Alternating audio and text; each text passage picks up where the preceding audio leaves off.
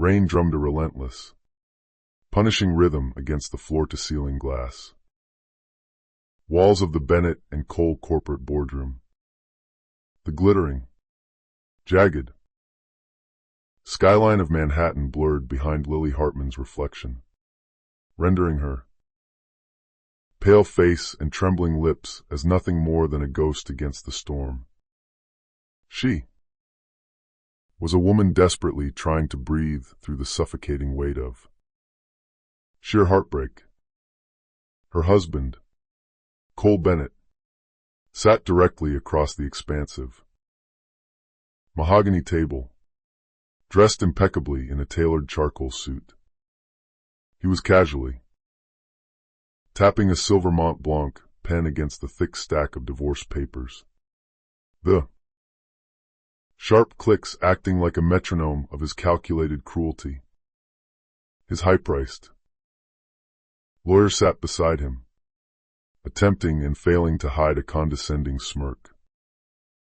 To Cole's right sat a young PR executive, the very woman everyone in their social circle had been whispering about for months. She ignored the heavy tension in the room, choosing instead to fix her red lipstick using the front-facing camera of her iPhone screen. "Sign it, Lily," Cole said, his voice cold and devoid of the warmth she had once built her life around. "Let's finally end this pathetic farce." Lily's hands shook violently as she reached out across the table for the pen. At 7 months pregnant, she tried in vain to hide her physical trembling under the elegant silk sleeves of her maternity dress. The cloying scent of expensive floral perfume emanating from the mistress burned the back of her throat, making her nauseous. She stared down at her name, printed in stark, unfeeling black ink, Lily Hartman Bennett. It was the name she had once foolishly believed would define her forever. Cole leaned back in his leather chair, his voice now dripping with absolute disdain. "Don't pretend this baby changes anything between us. For all I know, it might not even be mine." The entire room went dead silent. The callous words sliced through her chest like jagged shards of glass. The lawyer coughed awkwardly into his fist, trying once again to hide a smirk. Lily blinked back hot, stinging tears, suddenly feeling the baby kick violently against her ribs, almost as if the unborn child could intimately sense her profound pain. She pressed the pen to the paper and signed.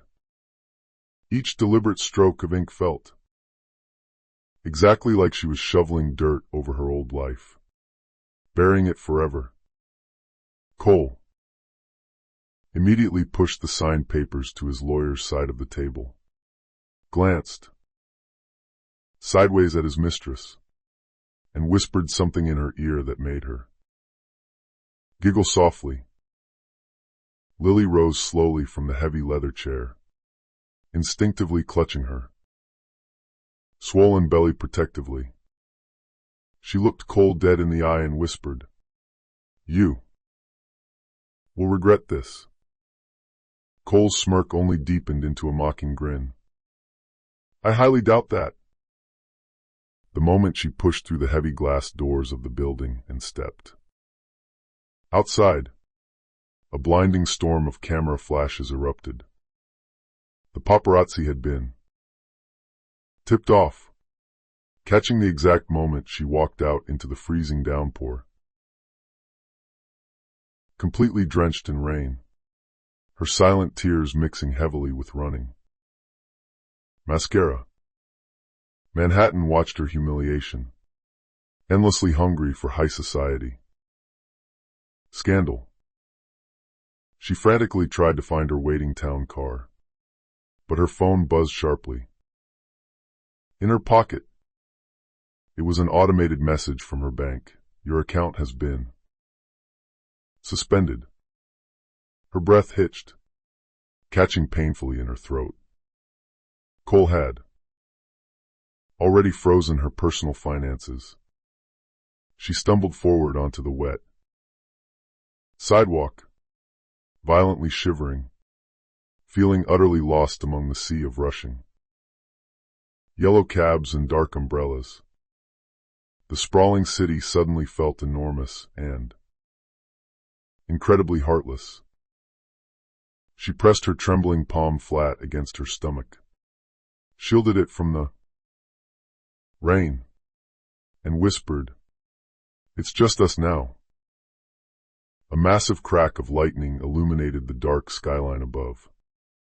Suddenly, a woman rushed frantically toward her through the crowd. It was Naomi Brooks, her oldest friend and a brilliant lawyer. "Lily, please don't faint on me.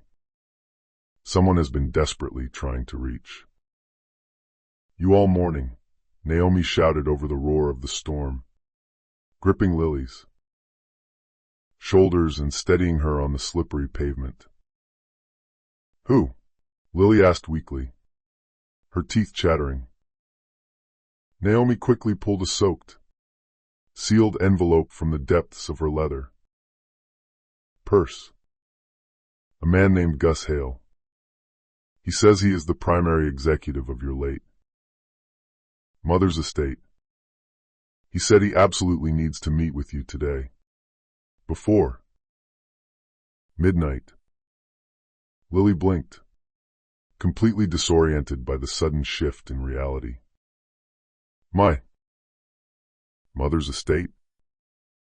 Naomi nodded, her eyes wide with urgency. "He said it's incredibly urgent. Something major about a hidden will and a massive trust in your name." The freezing rain poured harder, attempting to drown out the city's chaotic noise. Lily stared down at the damp envelope trembling in her hand. For the very first time that devastating day, a tiny, fragile flicker of hope pierced through the darkness of her storm. But across the street, as a sleek black Mercedes remained parked nearby with its engine idling, a man hidden in the shadows inside snapped a high-resolution photo of her holding the envelope. He raised the phone to his ear and made a quick call. She signed the divorce papers. Proceed to phase 2. The next morning, Manhattan looked as though it had washed itself entirely clean of the previous night's sins. Brilliant, golden sunlight spilled generously over Fifth Avenue, glinting off the pristine Tiffany windows and towering glass skyscrapers. But inside Naomi's small, cluttered law office downtown, the atmosphere was thick with anxiety. Lily Hartman sat rigidly in a leather chair, her eyes red and swollen, her pale hands clutching that damp envelope like it was the absolute last lifeline she had left in the world. Naomi laid out 2 steaming cups of Starbucks coffee on the desk. "Drink this. You look like you haven't slept in days." Lily tried to muster a smile, but it failed to reach her eyes. "I haven't. Every single time I close my eyes, I just see his smug face when I signed those papers." Naomi sighed heavily, taking a seat. "Cole is a shark, Lily.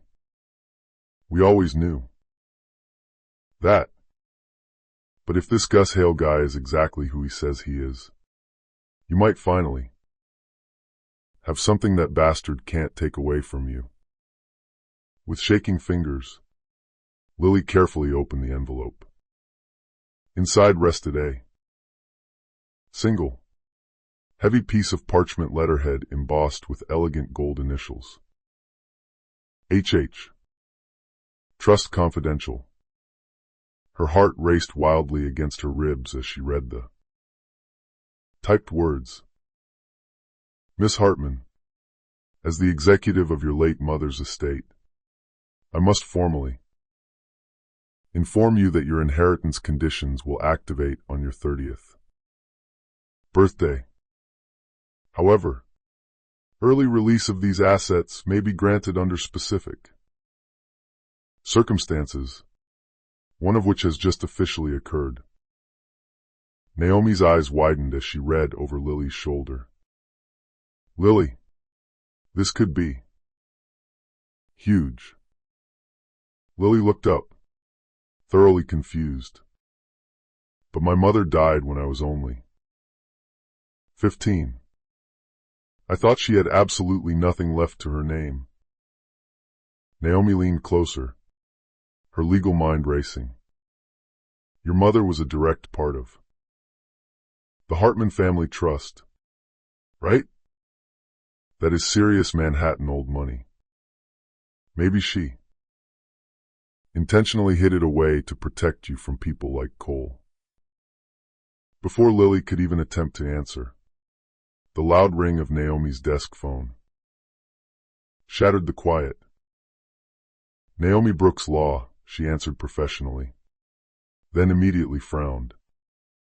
Yes. She's sitting right here. Who is calling? Her guarded voice suddenly softened. Mr. Hale. One moment, please. Naomi pressed the speaker button. A deep, steady, and incredibly formal male voice filled the small room. Miss Hartman, I am Gus Hale. I currently handle the Hartman estate. You are the sole surviving heir. Lily froze in her chair. That can't be right. It is more than right, Gus said smoothly. But please, listen carefully. The trust can only legally transfer to you if you can definitively prove you are financially and emotionally capable of an independent life. That explicitly means no spousal dependency, no shared marital assets, and absolutely no psychological instability that could ever endanger the heirs. Naomi frowned, leaning toward the speaker. Heirs? As in, her children? Correct, Gus replied without missing a beat. If Miss Hartman can successfully demonstrate full guardianship and absolute mental stability within the next 12 months, the trust will fully activate. It contains in excess of $50 million in diversified assets. Lily gasped, nearly knocking her coffee over. 50 million? But before she could even process the life-altering number, Gus added a chilling warning. Miss Hartman, you need to be aware that someone else already knows about this money. I received a highly suspicious, anonymous inquiry early this morning regarding your eligibility. My secure system was breached. Naomi's jaw tightened instantly. Cole. Lily's heart pounded a frantic rhythm. He must have somehow seen the letter or intercepted the emails. He will try everything in his power to prove I'm unstable. He'll maybe even try to prove I'm legally unfit to be a mother. Gus's tone grew undeniably grim. Then you must stay completely low profile. The Trust's board observers are currently watching your every move. If you are seen as volatile, erratic, or incapable, The board has the power to freeze your claim. Permanently. A heavy, terrifying silence hung over the office. Lily looked at Naomi. Pure. Fear twisting her stomach into knots. So, if I break down in public, if I cry over the divorce, or even get angry where someone can see me, I could lose absolutely everything? Exactly, Gus said gravely. You must show absolute strength. And there is one more thing. You will need a thorough, professional medical assessment of your well-being on record. I can recommend someone highly discreet for you. Naomi aggressively scribbled notes on her legal pad. We will handle this, Mr. Hale. She just needs a little time and a safe space. Before Gus hung up the line, his strict, professional tone softened into something almost paternal. Miss Hartman, your mother firmly believed you would rise when everyone else expected you to fall. Don't let them be right about you. The line went dead with a click. Lily stared blankly out the office window.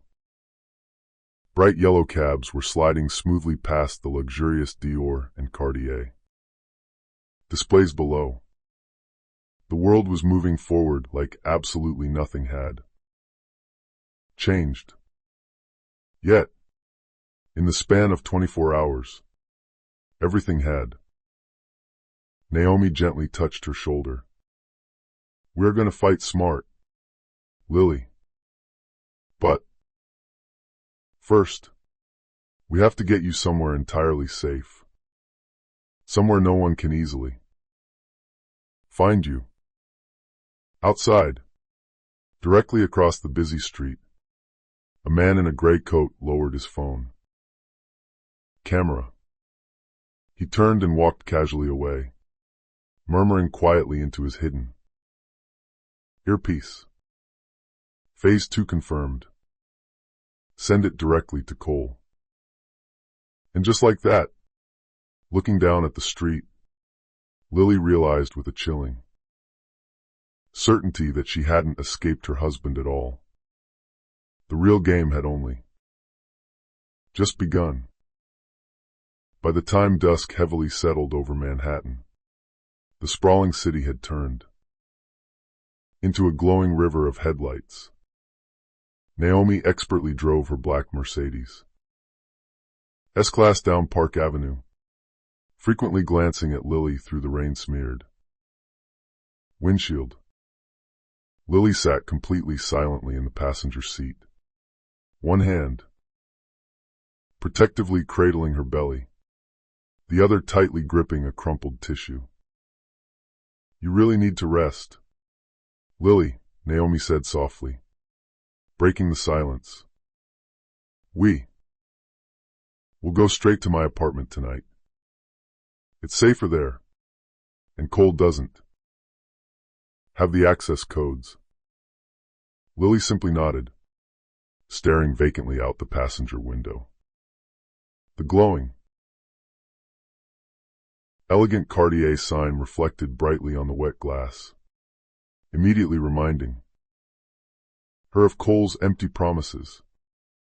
It reminded her of the heavy diamond bracelet he had once given her as a reward for being patient with his late nights at the office. Now, that exact same bracelet sat abandoned and pawned in a shady downtown shop just to pay her mounting medical bills. Her phone suddenly buzzed violently in her purse. A new text message flashed brightly on the screen. You actually think you can hide from me? You're completely unfit to raise my child. Her chest tightened, a familiar panic rising in her throat. Naomi. He knows.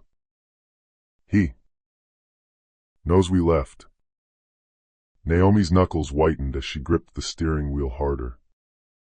Ignore it. Lily. He is actively trying to push you over the edge. You heard exactly what Mr. Hale said this morning. They are watching you. You cannot afford to show any weakness right now. Lily pressed her hand harder against her stomach, willing herself to calm down. I'm trying. I really am. But she suddenly gasped. A sharp, terrifying pain ripping through her core. Naomi. The baby. The heavy car lurched forward as Naomi slammed hard on the brakes. Lily. Lily violently doubled over, agonizing pain slicing through her lower abdomen. Like a hot knife. Something is horribly wrong. My stomach. Oh God. It hurts. Naomi's sharp legal instincts were instantly replaced by pure adrenaline. She aggressively pulled the Mercedes to the curb, hazards flashing brightly in the rain, and rapidly dialed 911 on her console. I have a pregnant woman, 30 weeks along, experiencing severe abdominal pain and possible preterm labor. We are at Park and 58th. Please hurry. The rain poured significantly harder, threatening to drown out her frantic voice. Within agonizing minutes, the piercing wail of an ambulance cut sharply through the storm. Paramedics rushed out into the downpour, swiftly and carefully lifting Lily onto a rolling stretcher. Her vision blurred heavily with white-hot pain and the blinding glare of the streetlights. Naomi immediately climbed into the back of the ambulance beside her, tightly clutching her cold hand. As the heavy vehicle sped recklessly through the flooded city streets, Lily looked up at her friend, her voice a desperate whisper. Naomi, if something happens to me tonight, promise me you will protect them. Protect the babies. Don't you dare talk like that, Naomi said fiercely, tears mingling with the rain on her face. You are going to be completely fine. Lily's discarded phone vibrated yet again on the stretcher. A new message illuminated the small space. Maybe the world would just be better off without you. Naomi saw the screen, and her face drained of all color. That is Psycho. He's absolutely unhinged. But before she could even finish her sentence, a horrific, metallic screech tore through the air. The massive ambulance jerked incredibly violently as a heavy, dark car deliberately swerved directly into its path. Metal screamed agonizingly against metal. Lily was thrown violently sideways against the restraints. Naomi hit her shoulder brutally against the medical wall, crying out in pain. The wailing sirens died mid-howl. Then, there was only smoke, broken glass, and terrifying silence. When Lily finally fluttered her eyes open, her entire world was upside down. She was still securely strapped into the stretcher, hanging at a sickening angle. The male paramedic groaned in pain beside her, knocked completely unconscious. Naomi's panicked voice echoed faintly from somewhere outside the crushed vehicle. Help! Please! Someone help us! Through the violently shattered back doors of the ambulance, Lily saw a man, standing calmly in the pouring rain. He wore a heavy black hood, his face entirely hidden in shadow. He stood perfectly still, staring straight at her, trapped body for a long, chilling moment, before silently turning and disappearing into the dark, wet alleyway. Moments later, another luxury car skidded to a chaotic stop nearby. A tall man, in a dark, tailored coat, jumped out, sprinting toward the wreckage and shouting authoritative orders to the backup EMTs who were just arriving at the scene. His voice was incredibly calm, yet completely commanding. "Get the backboard. Move. Carefully. She is heavily pregnant." Lily tried desperately to focus her spinning vision. The tall man leaned closer, peering into the wreckage. His eyes, a striking, steady shade of gray, met hers through the broken glass. "You're going to be all right. I've got you." Her vision began to fade rapidly into darkness as she heard Naomi say, her voice trembling with shock, That's Ethan March, the billionaire investor. He was driving right behind us. He saw absolutely everything." Ethan's deep voice was the absolute last thing she heard before completely losing consciousness. "She is not dying tonight. Get her out." But as Lily blacked out, the investigating paramedics, discovering the wreckage, found something chilling. The ambulance's brake line had been cleanly, expertly cut. This horrific crash wasn't an accident. It was a calculated, lethal warning. The very next thing Lily physically felt was the blinding, sterile white light of the hospital emergency room and the frantic, rapid sound of her own heart monitor racing out of control. The harsh, antiseptic smell of the ER burned her dry throat. She tried desperately to move, to sit up, but a fresh wave of blinding pain ripped viciously through her abdomen. Someone gently but firmly pressed her shoulders back against the mattress. "Easy, Miss Hartman," a masked nurse said urgently. "You've been in a severe accident. You are safe in New York Presbyterian Hospital. You absolutely need to stay calm for the babies."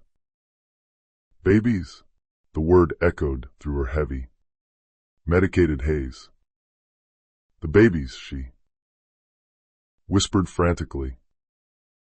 Naomi suddenly appeared beside her bed, her left arm secured in a sling, her eyes red from crying but burning with life. "They're trying their best to keep them in for a few more weeks. Lily, please, just breathe." But when the head doctor approached, his expression behind his surgical mask was incredibly grim. "We cannot wait any longer. Her placenta has ruptured from the impact. We need to prep for an emergency C-section right now." The entire room instantly exploded into chaotic motion. Nurses frantically wheeled in metallic surgical trays. Red lights flashed above the door. The beeping monitor screamed like a desperate alarm clock ticking down for survival. Naomi squeezed Lily's hand with all her remaining strength. "I will be right here. Okay?" You are absolutely not alone in this. Lily nodded weakly, her voice trembling with sheer terror. If they are born this early, will they make it? The doctor didn't answer her, his eyes focused entirely on the monitors. Moments later, she was rushed aggressively down the hall and into the freezing operating theater, completely surrounded by sterile white walls and buzzing bright neon surgical lights.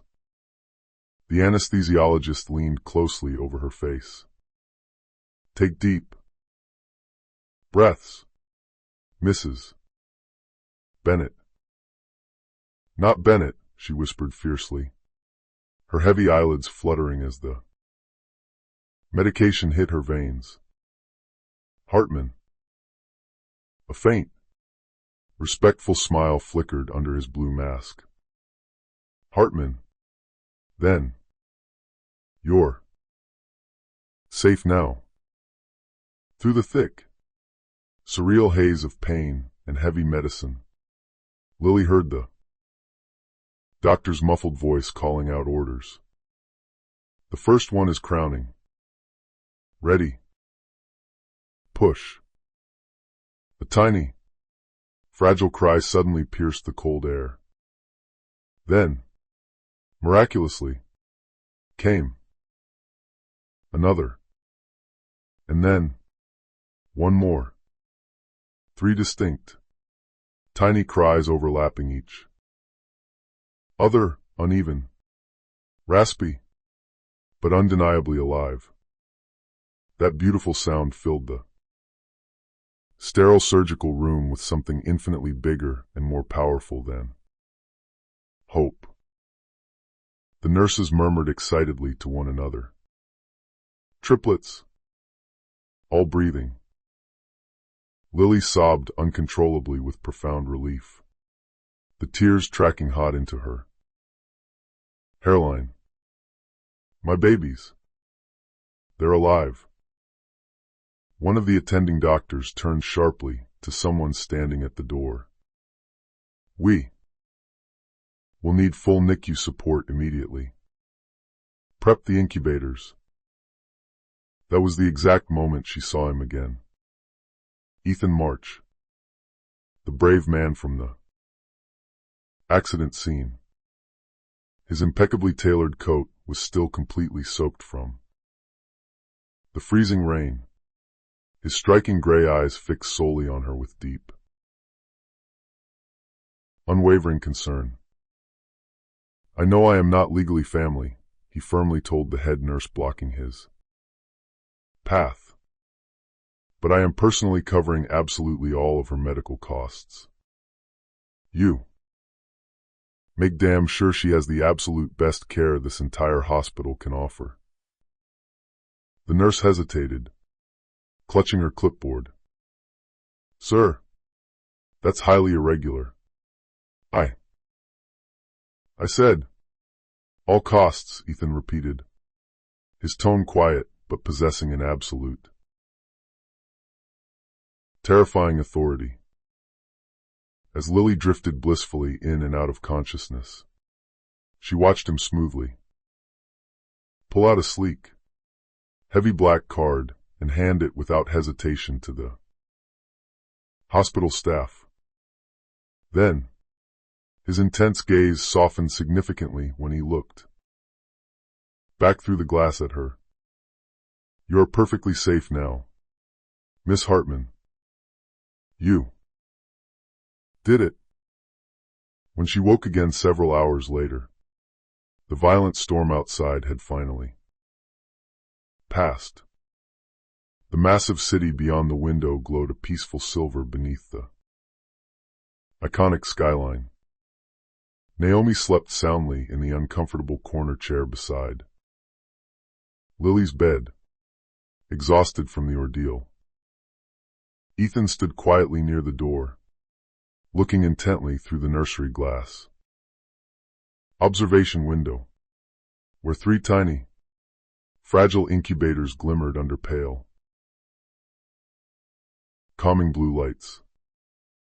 She whispered, her voice hoarse. They are so incredibly small. Ethan turned slowly to face her. Small. Yes. But incredibly strong. Just like their mother.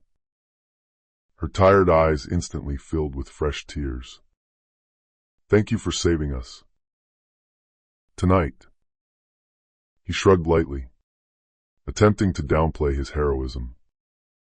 You would have done the exact same thing for someone else. Then, his rich tone grew incredibly serious, the air in the room shifting. But Lily, that ambulance crash. The brakes were intentionally cut. The police investigators already found clear, undeniable evidence of tampering. Her breath violently caught in her chest. You mean? He nodded grimly. Someone desperately wanted to make absolutely sure you never made it to this hospital alive tonight. A terrifying silence stretched between them, heavy and highly electric. The soft, rhythmic hum of the NICU incubators was the only sound in the ward. Lily's hand trembled as she reached out to press her palm flat against the cold glass, separating her from her tiny, fighting children. Then whoever they are, she said softly, a new, fiery resolve hardening in her voice. They just failed. But outside that exact same hospital building, standing in the shadows, a man in a wet black had watched her illuminated window through the lingering rain.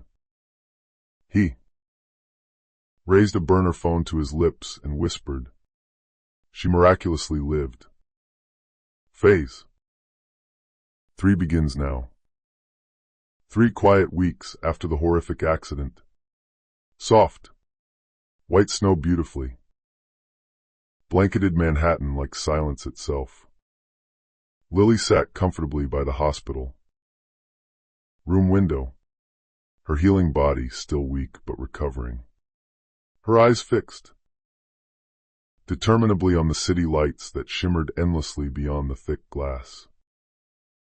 Her precious triplets, Ava, Jack, and Noah, slept peacefully in the neonatal ward. Down the hall, still tiny but growing visibly stronger every single day, she gently touched the fragile plastic hospital bracelet secured around her wrist that proudly bore their 3 names. Naomi entered the room briskly, her arm sling finally gone, holding a sleek, black leather folder. Are you ready for this meeting? Lily sighed, leaning back in her chair. If it's just another massive hospital built to look at. No, Naomi smiled faintly, shaking her head. It's absolutely not. It's the highly anticipated meeting Mr. Hale scheduled. He is coming here right now with the primary board trustee. The board trustee? Why? Yeah, Naomi said, pulling up a chair. Apparently, this inheritance isn't as simple as just cashing a massive check at the bank. The money is deeply tied to a massive corporate trust called Hartman Holdings. Before Lily could even begin to process the corporate implications of that statement, the hospital door opened smoothly. Gus Hale stepped in. He had distinguished gray hair, wore a perfectly tailored navy coat, and carried the rigid posture of a man who had successfully guarded billionaires' secrets for entirely too long. Right behind him walked another man. He was tall, dressed in a sharp, dark suit, possessing deeply familiar, steady gray eyes. Ethan March. Lily blinked in sheer confusion. What are you doing here? Gus smiled politely, stepping aside. Ah, I see you two have already met. Mr. March is not only the brave man who saved you from the wreckage. He is also one of the primary appointed trustees of your late mother's estate. The air in the hospital room went entirely still. Lily's fingers tightened painfully on her cotton blanket. You're what? Ethan looked genuinely uncomfortable, shoving his hands into his pockets. I didn't tell you at the crash scene or the ER because it simply wasn't the right time or place. I was legally appointed years ago to oversee certain strict trust conditions. Your mother personally chose me when I worked closely with her charitable foundation early in my career. She told me that if anything ever happened to her, she desperately wanted someone who truly understood integrity over blind greed to protect you. Gus stepped forward and laid the thick leather folder gently on Lily's lap. Your mother, Margaret Hartman, left behind massive controlling shares in Hartman Holdings, several lucrative Fifth Avenue commercial properties, and a highly guarded, long-term investment fund currently valued at approximately $50 million. Lily's breath hitched, her mind spinning. That's completely impossible. She lived so modestly. We never had luxury. She intentionally hid it, Gus said softly. She desperately wanted you to grow up grounded and humble, not ruined by the privilege of wealth. The inheritance officially activates only if you can successfully live a life of true independence and moral clarity, the exact qualities your mother most admired. Ethan stepped closer, adding, she designed this entire complex structure to protect you from opportunists. But Lily, there is something urgent you really need to know. Gus cleared his throat, adjusting his glasses. The trust board heavily reviewed the recent tabloid press surrounding your divorce. They are deeply concerned. There are highly publicized photos of you leaving the courthouse in hysterical tears. There are relentless stories floating around about your emotional instability. Those carefully planted narratives could legally jeopardize your qualification for the funds. Naomi frowned, her lawyer instincts flaring. That's incredibly unfair. She's been through unimaginable trauma and an abusive marriage. It's the ironclad condition of the will, Gus said apologetically. Public perception intimately matters to the board until you can definitively prove full emotional stability and capable guardianship of the heirs. The assets will remain legally locked. Lily stared intensely at the glittering skyline outside, a profound fury violently mixing with her lingering grief. So, the exact same man who publicly humiliated me and left me with nothing could now maliciously cost me my own mother's legacy. Ethan's voice was incredibly gentle, cutting through her rising panic. Not if. You stay perfectly calm and highly strategic. Let Cole arrogantly think you are completely broken, while you quietly rebuild your empire in the shadows. Naomi leaned in, her eyes shining with a plan. We will set up a secure holding plan immediately. I will manage all the complex legal paperwork under strict attorney-client protection. Ethan can seamlessly handle the trust board relations and keep them at bay. Lily hesitated for a long moment, looking between the two of them, then nodded. Slowly. Fine. If this trust is truly my mother's last protective wish for me, I absolutely won't let Cole destroy it. 2. Gus smiled a genuine, relieved smile. Good. Because, Miss Hartman, you have significantly more powerful allies in this city than you realize. Right before leaving the room, Ethan paused and handed her a small, elegant, velvet box. Inside lay a breathtakingly delicate silver pendant, beautifully engraved with a single, powerful word, courage. She bought that specific necklace for you right before she passed away, Ethan said softly. I was strictly instructed to give it to you only when you were finally ready to face the world. Lily's eyes filled with hot tears as she touched the cool metal. I honestly don't feel ready for anything right now.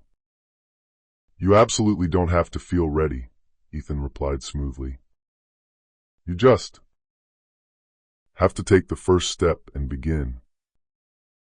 But as Gus and Ethan left the hospital ward, Gus's phone buzzed with a highly encrypted, urgent email. Cole Bennett had just officially filed a brutal court motion, legally claiming that Lily's severe mental instability actively endangered the premature triplets. The silent war had officially, publicly, begun. The harsh winter melted incredibly slowly into a soft, pale, promising spring. 3 months after the horrifying hospital ordeal, Lily found herself standing peacefully on the wooden wraparound porch of a beautiful cedar cottage in East Hampton. It was one of the smaller, private properties quietly listed in her mother's vast trust. Gentle ocean waves lapped rhythmically against the shore. Just beyond the grassy dunes, the salty air heavily filled with the calming scent of sea spray and ancient pine. For the very first time, in what felt like forever, there was absolute, golden silence in her life. Inside, the cozy cottage looked absolutely nothing like her old, stifling life. With Cole, there were no freezing marble floors, no demands for sterile, aesthetic perfection. There were just warm, exposed wooden beams, pale, billowing linen curtains, and a comforting fireplace crackling warmly beside a plush rocking chair where 3 identical wooden bassinets stood in a perfect row. Ava, Jack, and Noah slept incredibly soundly, each tiny head adorned with a brightly colored, knitted cap that Naomi had specially ordered from an artisanal shop on Etsy. Naomi, currently busy unpacking a mountain of groceries in the rustic kitchen, smiled warmly. I completely stocked you up for the apocalypse. I got diapers, organic formula, endless baby wipes, and the good decaf coffee. I know exactly how you like it. Lily managed a genuine, bright smile. You really shouldn't have done all this, Naomi. It's too much. Are you kidding me? Naomi laughed, tossing an apple. Watching you rise from the ashes and conquer the world again is my absolute favorite form of revenge. They laughed softly together in the kitchen. It felt so incredibly close to normal. But as Naomi finally packed up and drove away later that quiet afternoon, Lily's sharp eyes noticed a massive, heavily tinted black SUV parked suspiciously near the edge of the sandy dunes. It stayed idling there ominously for nearly an hour, before finally backing up and disappearing down the coastal road. That night, when the three babies finally fell into a deep sleep, Lily curled up on the oversized couch with her Kindle, quietly scrolling through the pages of Atomic Habits. She digitally underlined a specific quote that resonated deep in her bones. Every action you take is a vote for the type of person you wish to become. She looked up at the dark window and whispered fiercely to herself, "Then I officially vote to be strong." The quiet days slowly turned into productive weeks. Each beautiful ocean sunrise brought a brand new, stabilizing rhythm to her life. There was endless feeding, gentle burping, and hours spent writing meticulously in a leather-bound journal. She lovingly recorded every single detail of their growth. Ava's tiny, sudden laugh, Jack's stubborn, forceful kicks during tummy time, Noah's incredibly quiet, observant curiosity about the world. Profound healing came to her in small, steady doses, exactly like the high tide slowly reclaiming the sand. Ethan visited the cottage every few days, reliably bringing essential supplies, legal updates, and sound advice. One sunny afternoon, he arrived carrying a sleek Mont Blanc folder and a gentle, triumphant smile. "The mandatory trust audit finally went through the board," he said, handing her the papers. "You are officially cleared for independent management of the assets." Lily's eyes widened in sheer disbelief. "You mean I can actually start making real financial decisions?" He nodded proudly. "Within specific, guided limits for now. But you can immediately take control of the Hartman Holdings public and community projects.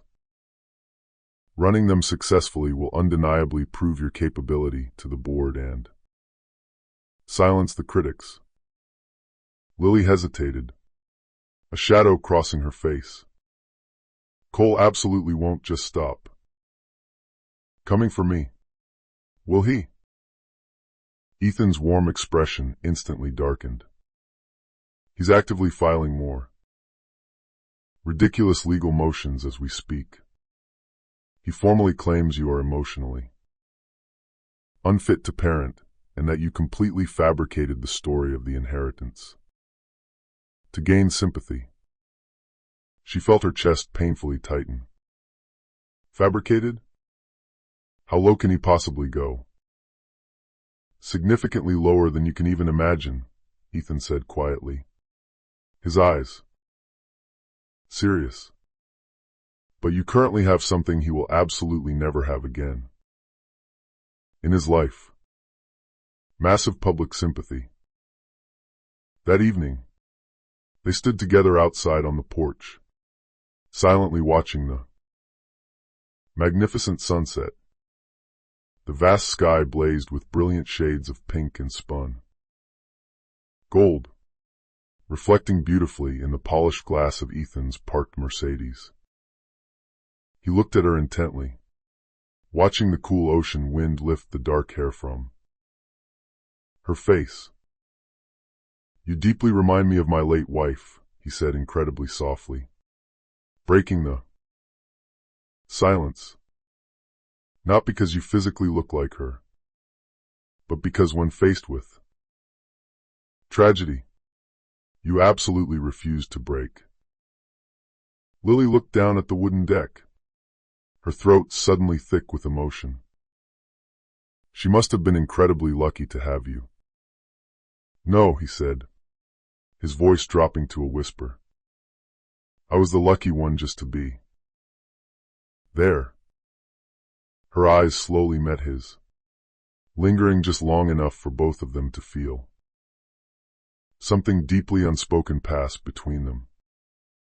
It wasn't quite romance yet, but it was profound recognition. They were two resilient souls deeply scarred by immense loss, finally recognizing each other in the dark. Later that night, long after the house slept and Ethan had returned to the city,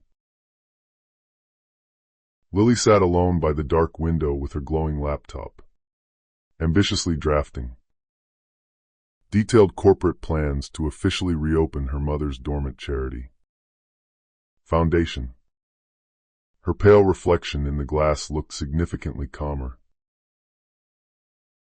infinitely wiser, and completely reborn.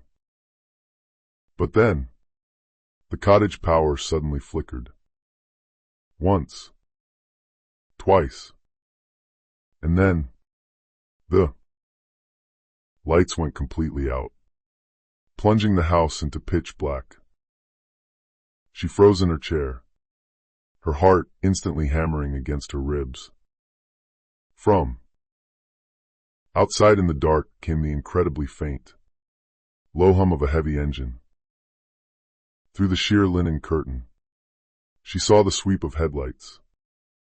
It was the exact same tinted black SUV from weeks ago, parked aggressively by the dunes.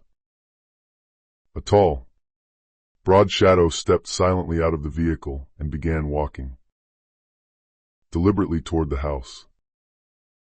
She frantically grabbed her cell phone in the dark, hitting speed dial and whispering, "Naomi, someone is outside." But the emergency call didn't go through. No signal. There was only the howling coastal wind and the deafening sound of her own pounding heart. And as she desperately reached in the dark for the nearest heavy object to defend herself, the digital baby monitor base, she noticed something terrifying. A tiny, bright red light blinked rhythmically on the side of the device. A light that absolutely hadn't been there before today. Someone was already actively watching her from the inside. The morning after the terrifying blackout, Lily woke to the faint, hungry cries of her babies and the sharp, clean smell of sea salt in the air. The power had miraculously returned shortly after dawn, but the chilling memory of that looming shadow outside hadn't left her mind for a second. Every single creak of the old wooden cottage made her tense up, ready to fight. By the time Naomi finally arrived with bags of fresh groceries, Lily's frayed nerves were stretched incredibly thin. "Someone was definitely out there last night," Lily said, pacing the length of the living room. "I clearly saw headlights parked near the dunes again." Naomi frowned deeply, setting the bags on the counter. "I will call the local private security firm immediately. You are absolutely not supposed to be out here completely alone." "Lily, I can't just leave and go back to the city now," Lily said stubbornly, gently, rocking baby Noah in her arms to soothe him. "If I cowardly run away every single time I feel afraid, Cole officially wins the game. Before Naomi could even formulate an answer, a deep, familiar voice came from the open doorway. You absolutely don't have to run. They both spun around to see Ethan March standing there, wearing a thick, tailored wool coat, morning snow melting rapidly off his broad shoulders. The black SUV you saw last night. It was mine, he confessed. I was personally checking the perimeter of the property after getting a very strange, urgent call from Gus Hale. Someone aggressively tried to digitally hack into your trust files again late last night. Naomi let out a massive sigh of relief, dropping her keys on the counter. You literally scared the life out of us. Ethan. He smiled faintly, looking apologetic. I'm genuinely sorry about that. I didn't want to call your cell phone to warn you in case your lines were already compromised by the hackers. Lily looked up sharply, her blood running cold. Compromised? Ethan nodded grimly, pulling out a slim, high-tech laptop from his leather briefcase and setting it on the table. Your digital baby monitor was actively broadcasting a live audio and video feed through a hidden, external IP address. Someone physically planted a transmitting signal inside it. It is absolutely not random. Lily felt physically sick to her stomach, clutching Noah tighter. So, someone was actively watching my baby's sleep. Yes, Ethan said incredibly quietly, his eyes dark with anger. But they didn't do it just to scare you. They desperately wanted to collect raw video proof. They were likely trying to catch you having a breakdown to frame you as paranoid or dangerously unstable for the court. It's a calculated, psychological game. Naomi aggressively clenched her jaw. This is Cole's legal team at work again. I know it. Ethan's tone hardened into steel. Then we fight significantly smarter. I have a very close friend, a top-tier cybersecurity expert, former FBI cyber division. He can secretly track the exact source of this rogue signal until he completely secures the premises. You are strictly under my personal security coverage. 24/7. Lily blinked, overwhelmed by his generosity. Ethan, I can't let you do that. You have a company to run. You've already done more than enough for me. You didn't ask me to do this, he replied firmly, stepping closer. I am doing it because I absolutely cannot stand by and watch him violently destroy another good person. The heavy words hung in the air between them. For a long moment, neither of them spoke. Outside the window, the sea roared angrily, the crashing waves sounding exactly like distant, rolling thunder. Later that same day, Ethan's friend arrived.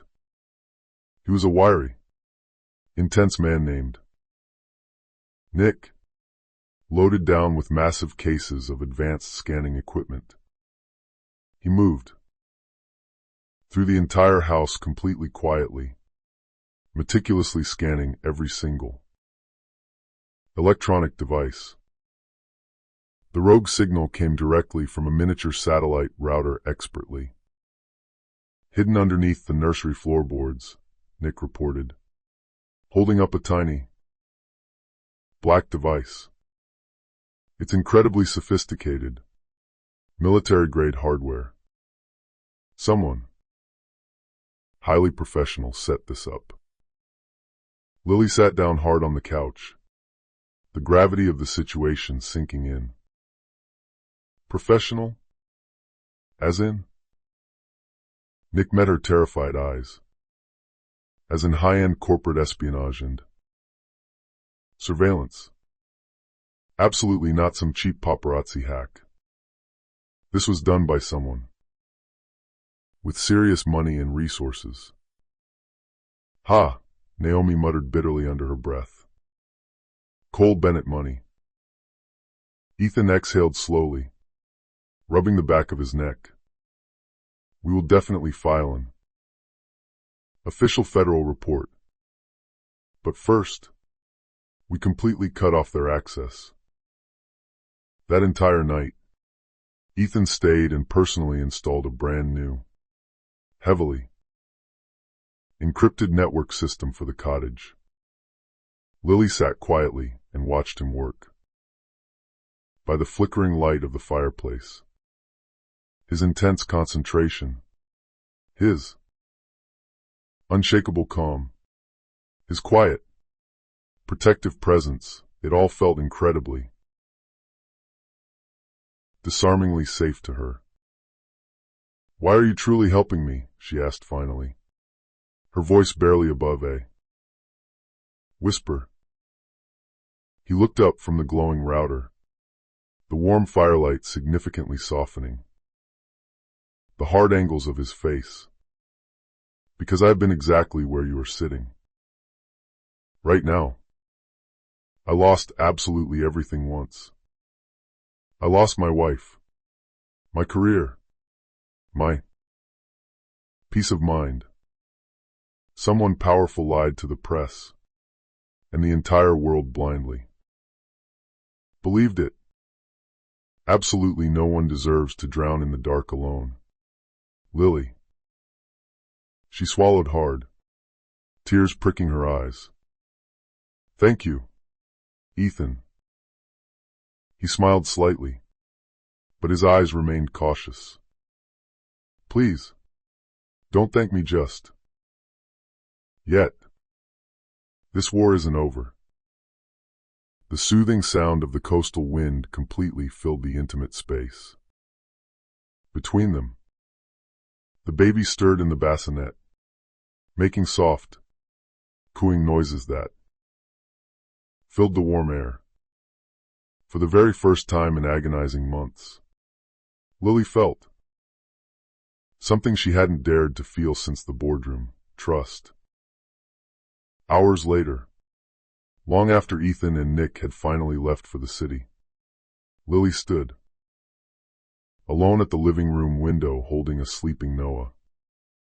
The bright stars above, the Hamptons glimmered faintly in the clear night sky. Then, far across the dark dunes, she saw a very small, red light blink exactly, twice like a deliberate, coded military signal. Her blood instantly ran ice cold. She whispered into the empty room, Ethan, please tell me that's you out there. But miles away in a high-rise in Manhattan, Cole Bennett smiled wickedly at his glowing phone screen as a brand new live video feed successfully reconnected. Her cozy cottage living room was once again perfectly visible through a newly hidden secondary camera. Phase 4 had just officially begun. By early summer, the Hamptons shimmered beautifully under the relentless golden sunlight. The warm ocean breeze carried a quiet, hopeful promise of total renewal. But Lily Hartman had learned the hard way that she could no longer blindly trust calm waters. She had spent the last several weeks aggressively rebuilding massive digital firewalls around her personal devices and impenetrable legal walls around her innocent children. The primal fear, absolutely hadn't disappeared, but it had finally transformed into something significantly sharper and more dangerous: resolve. That bright morning, Ethan arrived at the cottage with a thick, navy blue folder securely tucked under his arm. "You finally got your official clearance," he said proudly, placing the heavy file squarely on the wooden dining table. "The trust board just unanimously approved your provisional management rights for Hartman Holdings. It is officially time to take your good name back." Lily blinked in shock, staring at the embossed folder. "You mean I can actually go in and run a part of the company?" He nodded, a triumphant gleam in his eye. "Not absolutely all of it just yet, but you will immediately oversee the massive community development projects and the entire PR division. Successfully running them will definitively prove your stability to the board of directors, and more importantly, to the world." Naomi, who was joining the meeting via a secure video call from her city office, clapped her hands together. "This is your ultimate comeback arc, babe. Let's make it incredibly cinematic." Lily smiled, a genuine, wide smile for the very first time in days. "Where exactly do I start?" Ethan leaned forward. "All business. We will set up a brand new, highly secure office space for you downtown. My investment firm can happily loan you trusted, vetted staff until you have the time to recruit your own team. You just need to stay highly visible, perfectly composed, and strictly professional. Let Cole arrogantly continue to underestimate you."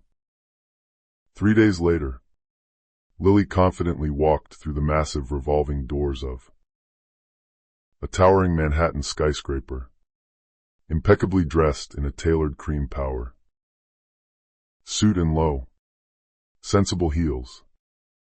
The grand lobby gleamed brilliantly with white marble and natural light. It wasn't just a random corporate building to her, it was her late mother's massive legacy, finally reclaimed. She took the private executive elevator directly to the 32nd floor, her heart racing with anticipation as the silver doors opened smoothly to reveal a sprawling, glass-walled corner office offering sweeping, panoramic views of the entire city. A young, eager assistant rushed forward and respectfully handed her a silver Mont Blanc pen, a poetic, triumphant reversal of her divorced day. "Miss Hartman, the final vendor contracts for the Midtown Shelter renovation project are completely ready for your signature." Miss Hartman. The maiden name finally felt incredibly powerful on her tongue. Again, she confidently signed the documents, her handwriting steady, bold, and sure. By noon, Ethan casually dropped by the new office to check on her rapid progress. "How exactly does it feel being back in the driver's seat?" She smiled faintly, looking out over the city. "It feels exactly like finally breathing fresh air after being held underwater for way too long." They spent the entire afternoon closely reviewing massive community proposals, their heads bent together over complex spreadsheets glowing brightly on MacBook screens. Outside the glass, the Manhattan skyline stretched out, endless and brilliant. But just as Lily truly began to believe that her life was permanently turning around for the better, her desk phone rang. It was Naomi. Her voice was incredibly tight and panicked. "Lily, we've got a massive problem. Cole just formally filed an emergency motion for full joint custody of the triplets. And worse, he's actively petitioned the family court to mandate a brutal, invasive evaluation of your mental fitness. He's legally claiming you are completely delusional, and that you entirely staged the corporate surveillance at the cottage for attention." Lily's pulse violently spiked into the red zone. "He is absolutely insane. We have hard, digital evidence of the bug. Evidence absolutely doesn't matter if the court of public opinion violently turns against you first," Naomi interrupted frantically. "He has just hired a ruthless, top-tier crisis PR firm. They're already actively feeding fabricated stories to the major gossip blogs about your supposed emotional breakdowns at the hospital." Ethan, listening on speakerphone, clenched his jaw tightly. "Then we aggressively hit him back, but we hit smarter. We use absolute facts, not emotional outrage." That night, Lily stood alone at her dark office window as Manhattan glittered seductively below. She vividly remembered Cole's cruel, mocking words from the boardroom on the day of the divorce hearing. "No one will ever believe you." Now, she had to definitively prove him dead wrong. She sat down at her desk and began meticulously drafting her very own official press statement. It was nothing defensive, nothing overtly emotional. Just the cold, hard, undeniable truth. It was the powerful story of a fiercely protective mother actively reclaiming her stolen name and legacy. She carefully attached high-resolution photos of her ambitious charity relaunch plans. Undeniable, documented evidence of her recent corporate work. And most importantly, her official medical reports from top psychiatrists completely clearing her of any mental health issues. Naomi reviewed the final draft via email and called her voice soft with awe. "This absolutely isn't just basic damage control, Lily. It's pure, unadulterated redemption." Hours later, the meticulously crafted post went live on the official, verified Hartman Holdings corporate accounts. Within mere minutes, it trended globally. Thousands of supportive comments poured in instantly, women from all over the world cheering her on, bravely sharing painful stories of their own resilience against abusive men.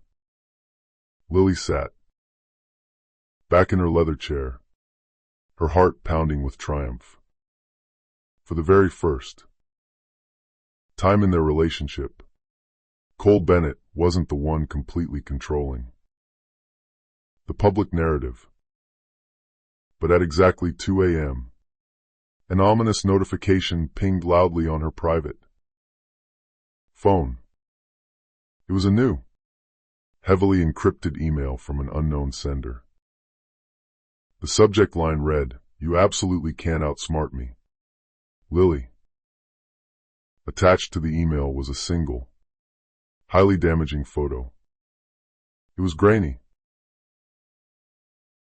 Zoomed-in security footage of her intimately holding Ethan's hand across the desk in her private office earlier that day. Her throat instantly tightened in panic. Beneath the damning image, one single, terrifying line glared aggressively back at her from the screen. "See you in court tomorrow, sweetheart." And as she stared in horror at the glowing screen, the brilliant city lights outside her window seemed to flicker menacingly. It was exactly like Manhattan. Itself was violently warning her that her triumphant climb to the top had just entered incredibly dangerous, lethal heights. By mid-July, Manhattan's brutal summer heat felt suffocating, baking the concrete streets and trapping the exhaust in the air. But the heat inside the city was nothing compared to the media firestorm. Every single trashy tabloid, headline on every street corner newsstand seemed to aggressively scream her name. In bold print, Lily Hartman, unstable mother or victim. Billionaire Ethan March's secret new flame. Hartman charity, a noble cause or a massive financial cover-up. Cole had actually done it. With his endless wealth and lack of morals, he'd successfully poisoned the gullible public against her with highly polished lies and aggressively paid gossip columns. Inside her secure office, Lily stood completely frozen before a massive wall of glowing television screens playing the morning news.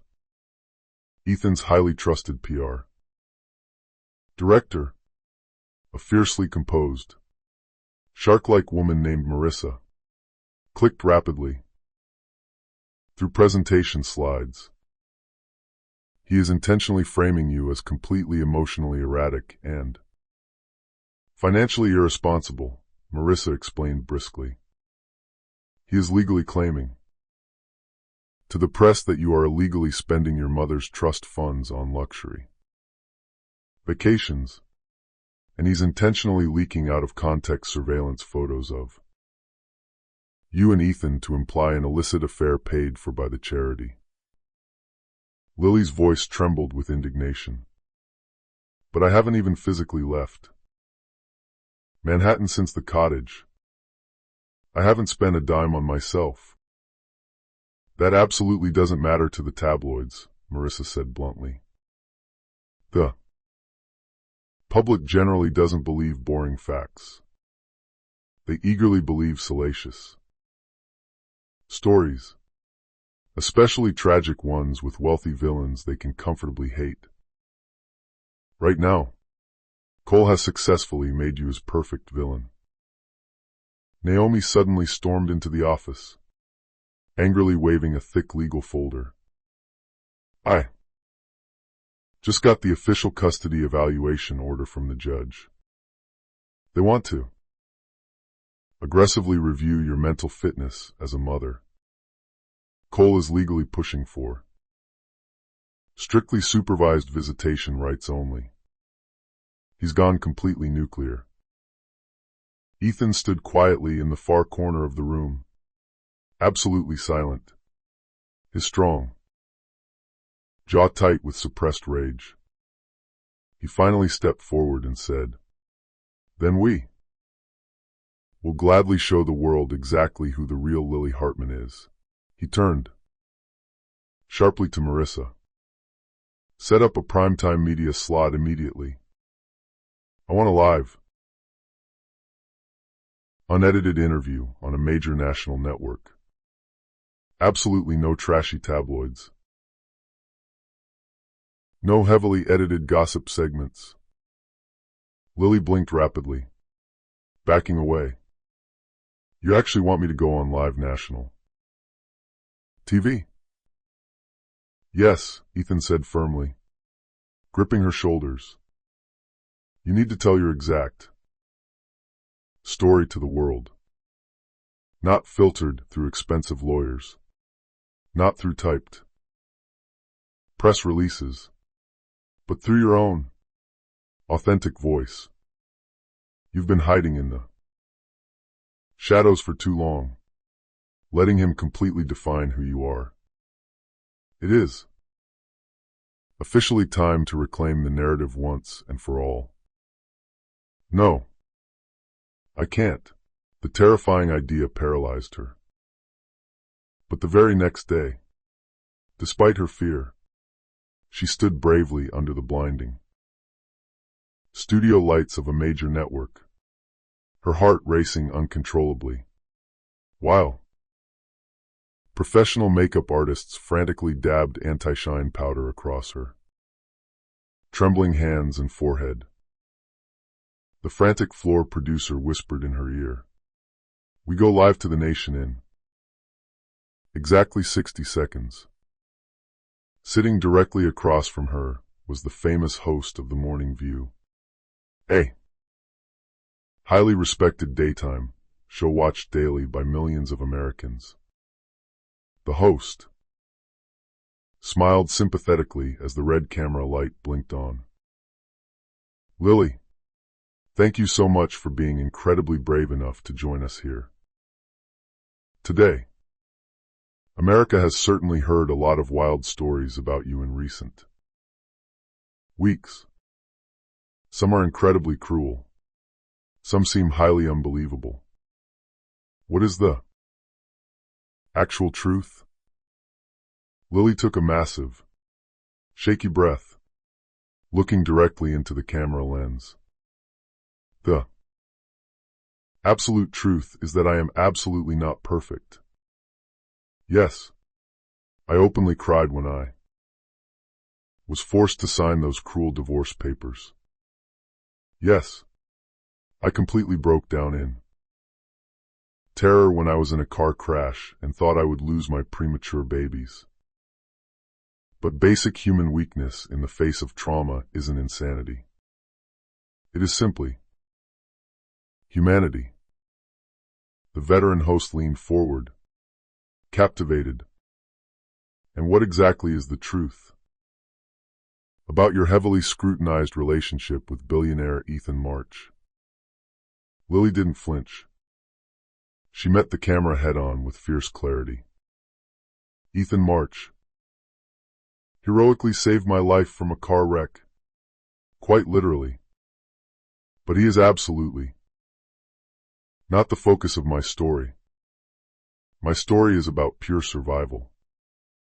My story is about 3 innocent babies, born entirely too soon, who personally taught me what absolute, undeniable strength really is." The massive television studio went completely, stunningly silent. Even the jaded camera crew paused their movements to listen. Lily continued, her voice growing incredibly steady and resonant now. "If ignorant people want to casually call me unstable simply because I adamantly refuse to let my abusive ex-husband completely destroy me, then so be it. Let them. But the absolute only label in this world that truly matters to me anymore is mother. Spontaneous, roaring applause suddenly erupted from the crew inside the studio. The powerful, raw segment aired unedited that evening and immediately exploded across the internet. The hashtag #Justice4Lily trended #1 globally. Within hours, massive influencers, everyday mothers, and even highly respected investigative journalists rapidly rallied to her side. Back in her dark office later that night, Naomi burst triumphantly through the door, completely breathless. "You actually did it. The entire tide is rapidly turning in our favor.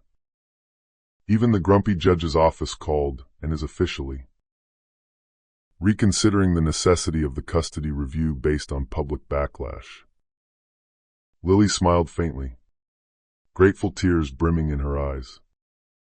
Maybe the absolute Truth still actually matters to people. But exactly as fragile hope finally bloomed in the room, Marissa rushed in, her face deathly pale. "We have a massive, catastrophic problem." She heavily set down a glowing tablet on the desk, clearly displaying leaked corporate financial documents stamped highly confidential. "These exact files just went fully public on WikiLeaks," Marissa breathed. "They clearly show massive, multi-million-dollar fund transfers moving directly from the Hartman Holdings charity accounts straight into Ethan March's private investment firm, heavily dated last month." Lily's heart dropped into her stomach. Those specific transfers were strictly to pay for the massive security upgrades and the cyber defense team for the Foundation. "I know that, and you know that," Ethan said grimly, staring at the screen.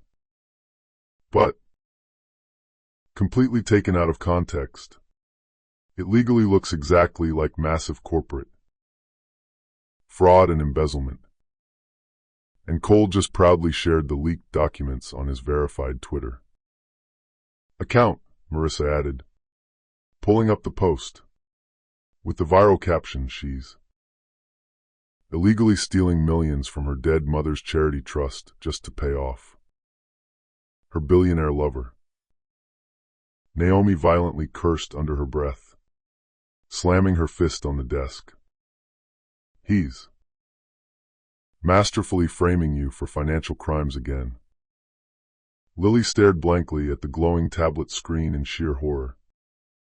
All of that incredible, hard-won public progress, all of that raw, emotional truth she had just shared with the world, was about to violently crumble into dust under the heavy weight of one more massive, expertly crafted lie.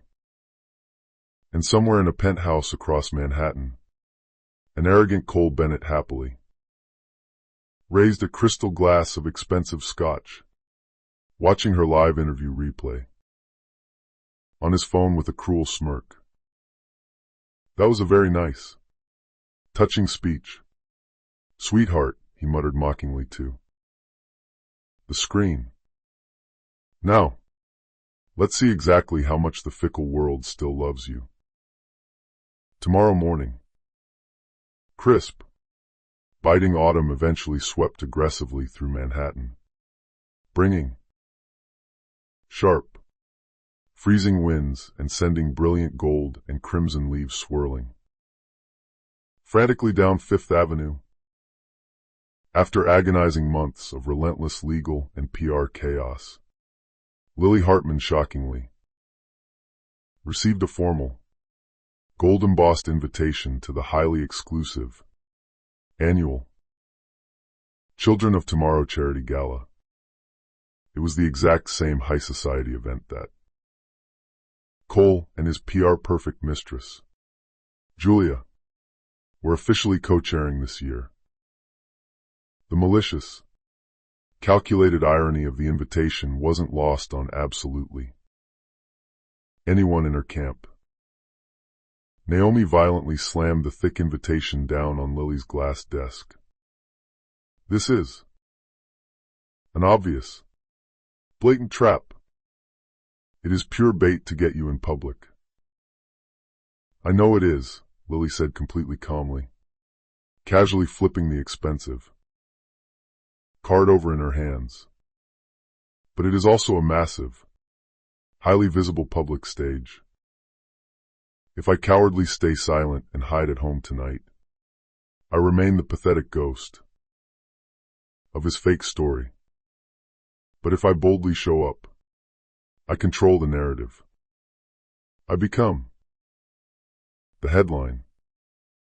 Ethan crossed his arms tightly over his chest, his brow furrowed with deep concern. "Do you truly understand what kind of snake pit you're willingly walking into tonight?" Lily?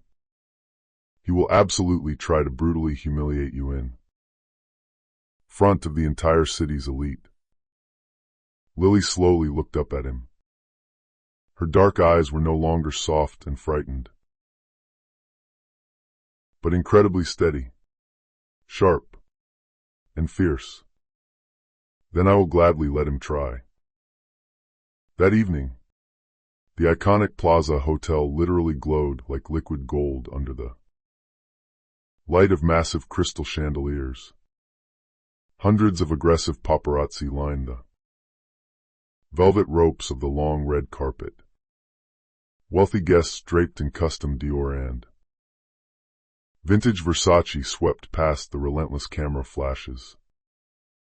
And then, a sudden, collective hush fell over the entire roaring crowd. Lily Hartman had arrived. She wore a breathtakingly simple, elegant, off-white silk gown that draped perfectly over her figure. There were absolutely no flashy diamonds. No excessive glitter. No desperate cries for attention, just pure, unadulterated grace. Her dark hair was tied elegantly back. Her makeup was incredibly subtle, and her overall presence was undeniably radiant. Every single camera lens on the carpet instantly pivoted and locked toward her. Miss Hartman, is it actually true you stole charity funds for Mr. March 1? Aggressive reporter shouted over the din.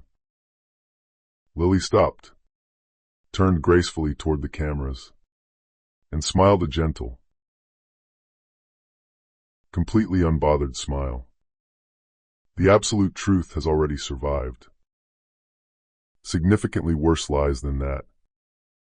Inside the massive, opulent ballroom was a glittering sea of clinking champagne, glasses and vicious, hushed whispers. Cole stood confidently near the main stage, his custom tuxedo crisp and immaculate, with Julia clinging possessively to his arm like an expensive, purchased accessory. When he finally spotted Lily effortlessly commanding the room's attention, his arrogant smirk faltered for just a split second before snapping back into place. Well, he said loudly as she finally approached his circle. I honestly didn't expect you'd ever have the sheer nerve to show your disgraced face here tonight, darling. She met his mocking gaze completely coolly, without a hint of fear. You clearly still underestimate me, Cole. Julia chimed in, desperate for attention, her high-pitched voice sounding sickly, sweet and entirely venomous. You'd better be very careful around her, Cole. She might decide to live stream this entire conversation and dramatically cry for the cameras again. Lily smiled faintly, her eyes locking onto the mistress. Oh, Julia, please, don't worry about me. I'm strictly saving my tears for people who actually possess souls. Ethan smoothly appeared right beside Lily, confidently offering her his arm. The entire room's energy immediately and palpably shifted. Nearby photographers snapped pictures like a raging wildfire, desperate to capture the confrontation. Shall we go find our table? Ethan asked her softly, ignoring the couple entirely. Cole's jaw visibly tightened in pure jealousy and rage. You actually think parading around the room with another wealthy man makes you look innocent too? These people, Lily? Ethan's tone was incredibly calm, but the underlying threat was razor-edged. No, Cole. But it absolutely makes her untouchable by you. The live jazz band suddenly began to play a slow, sweeping waltz, as Lily confidently stepped onto the polished dance floor with Ethan. The massive crowd literally parted for them. Cameras eagerly captured her every single, graceful move. She was the absolute picture of elegance wrapped tightly in defiance. Halfway through the glittering evening, the sweating host nervously took the microphone on the main stage. Tonight, we are here to honor those bravely rebuilding hope for children in desperate need. Miss Lily Hartman, would you please do us the incredible honor of presenting the keynote address? Cole's cruel smirk instantly returned. He leaned back in his chair. Oh, this disaster will be incredibly good to watch. Lily walked confidently up to the grand podium, stepping into the bright, blinding spotlight. The massive, whispering ballroom fell entirely, stunningly silent. When I first started the difficult work of rebuilding the Hartman Foundation, she began, her clear voice carrying perfectly across the room. Many people loudly said I simply wasn't fit for the job. They said I was far too emotional, too unstable, and too broken by my past. She paused, letting the words hang in the air. But maybe, just maybe, completely broken people intimately understand what need looks like better than absolutely anyone else. Tonight, I am absolutely not up here to prove my own worth to any of you. I am simply here to honor those brave souls who never, ever gave up fighting, even when the entire world called them unworthy. Thunderous applause rippled enthusiastically through the room. Cole's smug expression instantly hardened into a mask of fury. Then, exactly as if timed by fate itself, Naomi suddenly appeared near the back of the room, her glowing phone clutched in her hand, aggressively whispering something urgent to Ethan. She had just received a highly encrypted email from an anonymous sender. It contained a massive digital file. Ethan quickly scanned the document on her screen and completely froze in shock. He quickly stepped forward and leaned toward Lily the exact moment she gracefully stepped down from the podium. "We've actually got him," he whispered fiercely into her ear. "What?" she breathed, her eyes widening. "The illegal wire transfers Cole explicitly used to frame you for embezzlement. We just successfully traced them digitally. They route directly back to his own hidden offshore accounts in the Caymans. He personally sent the money to frame you." Her eyes widened in sheer disbelief. "Are you absolutely sure?" Naomi nodded vigorously from across the crowded room, holding up her phone. "Positive.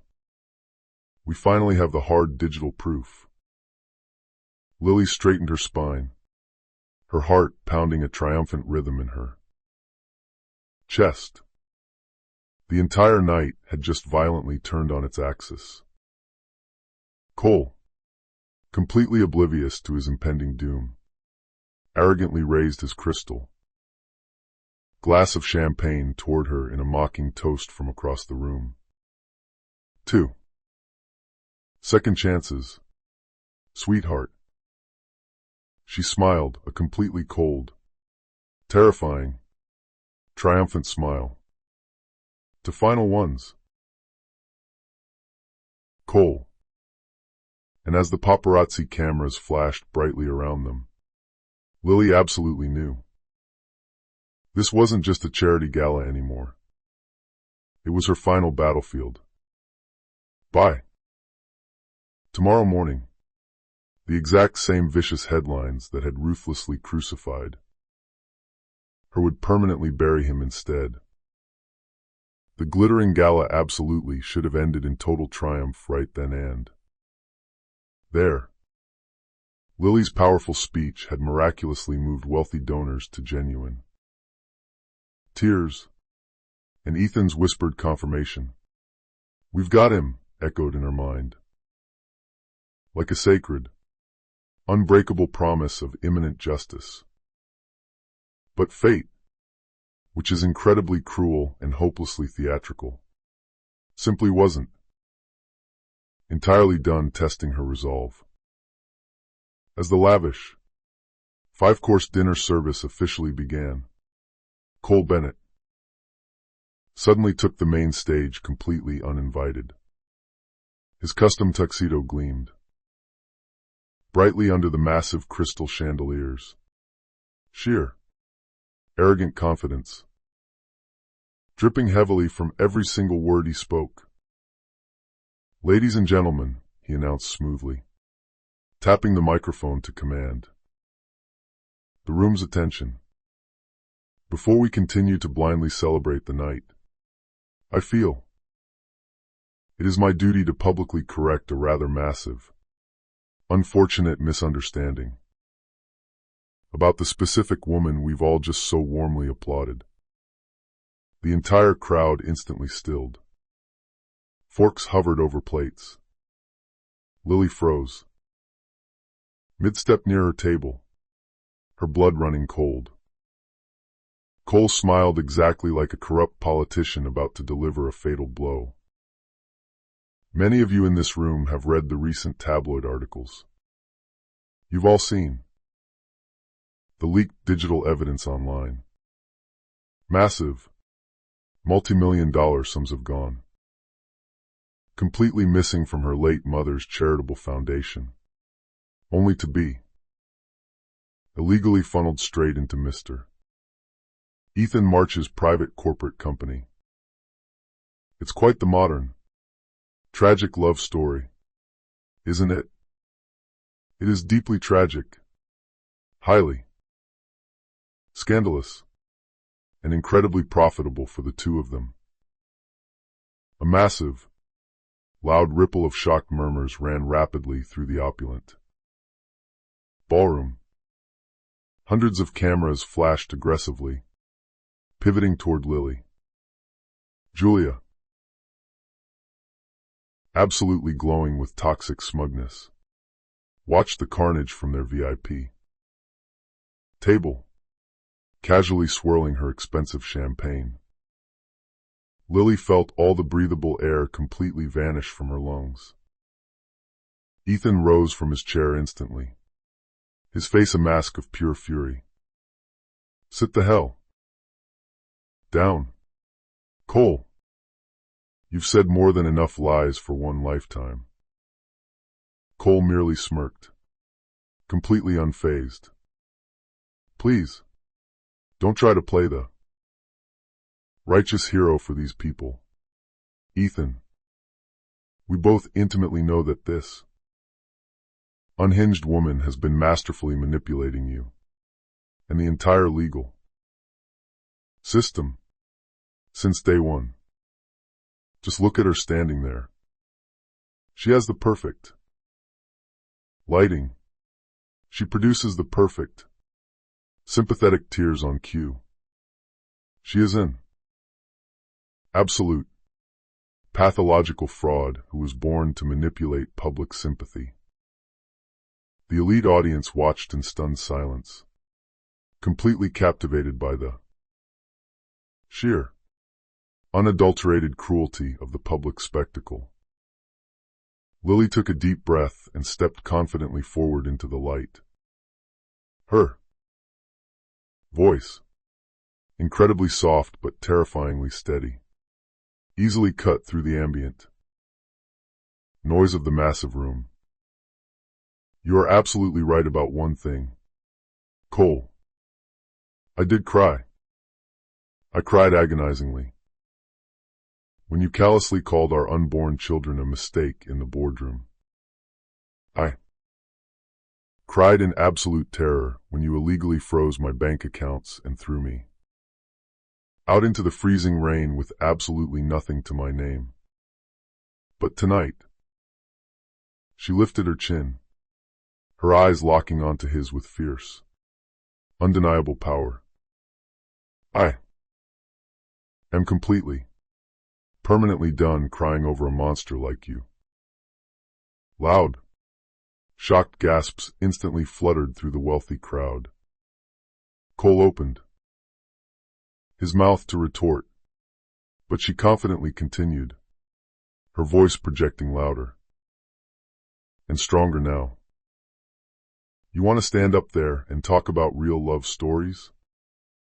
Here is the absolute, undeniable truth for everyone to hear. You absolutely didn't lose me because I was weak or unstable. You lost me because I finally woke up and saw exactly what true, undeniable strength actually looks like. And it looks nothing like you. The entire ballroom erupted in massive, spontaneous applause. Even several of Cole's closest, longtime business associates physically turned away from the stage, looking incredibly uncomfortable and disgusted. But Cole, desperate and cornered, wasn't quite finished yet.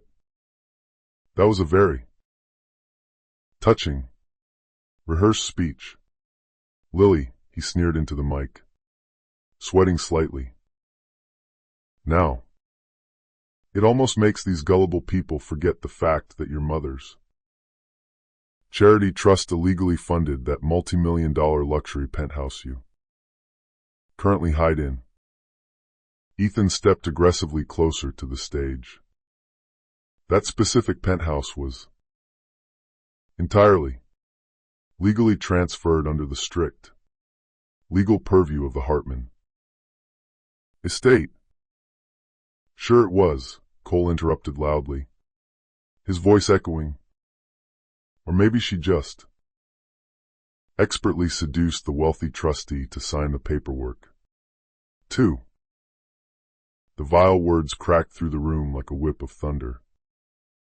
The audience gasped in collective horror at the blatant misogyny.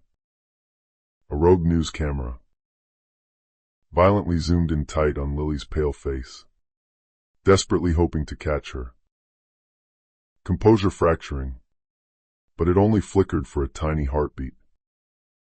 Ethan's fists clenched so hard his knuckles turned white, ready to physically drag Cole off the stage, but Lily gently touched his arm to stop him. No, she said incredibly quietly but firmly. He absolutely does not get to drag me down into the filthy mud with him. She turned her full attention back toward Cole, her voice incredibly calm, radiating an almost maternal, profound pity. You continually try to use my deep, personal pain as cheap public entertainment, Cole. But the fundamental difference between you and me is very simple. I actually do the hard work to heal. You only know how to perform. For a long, agonizing moment, complete, stunned silence hung heavy over the room. Then, the gala host, sweating profusely and looking incredibly nervous about the PR nightmare, practically ran onto the stage and aggressively took the microphone back. Thank you so much for your input, Mr. Bennett. But we will now return to our officially scheduled program. Cole's arrogant smirk finally faltered entirely. The deafening applause that immediately followed in the room absolutely wasn't for him. It was entirely for her. Naomi quickly rushed over through the crowd, her phone clutched in her hand, whispering urgently, "Lily, we successfully verified the leaked data. Gus and I completely traced the offshore transfers. It's totally done. Tomorrow morning at dawn, the federal press gets absolutely everything we have on him." Lily exhaled a long, shaky breath, the adrenaline finally crashing. Then, tonight, he can proudly have his pathetic little moment on stage. As she gracefully left the ballroom, hundreds of flashbulbs eagerly followed her path. But this specific time, they didn't flash with cruel mockery. Respected. Reporters politely called out her name, their voices noticeably different. Now almost reverent. Outside, the incredibly cold night air bit sharply at her flushed cheeks. Ethan quickly caught up to her on the grand stone steps of the plaza. "You expertly handled him in there like absolute royalty," he said quietly, immense pride shining in his eyes. She smiled faintly, looking out at the city. "No, Ethan. I simply handled him like a woman who is finally completely done bleeding for other people's sins."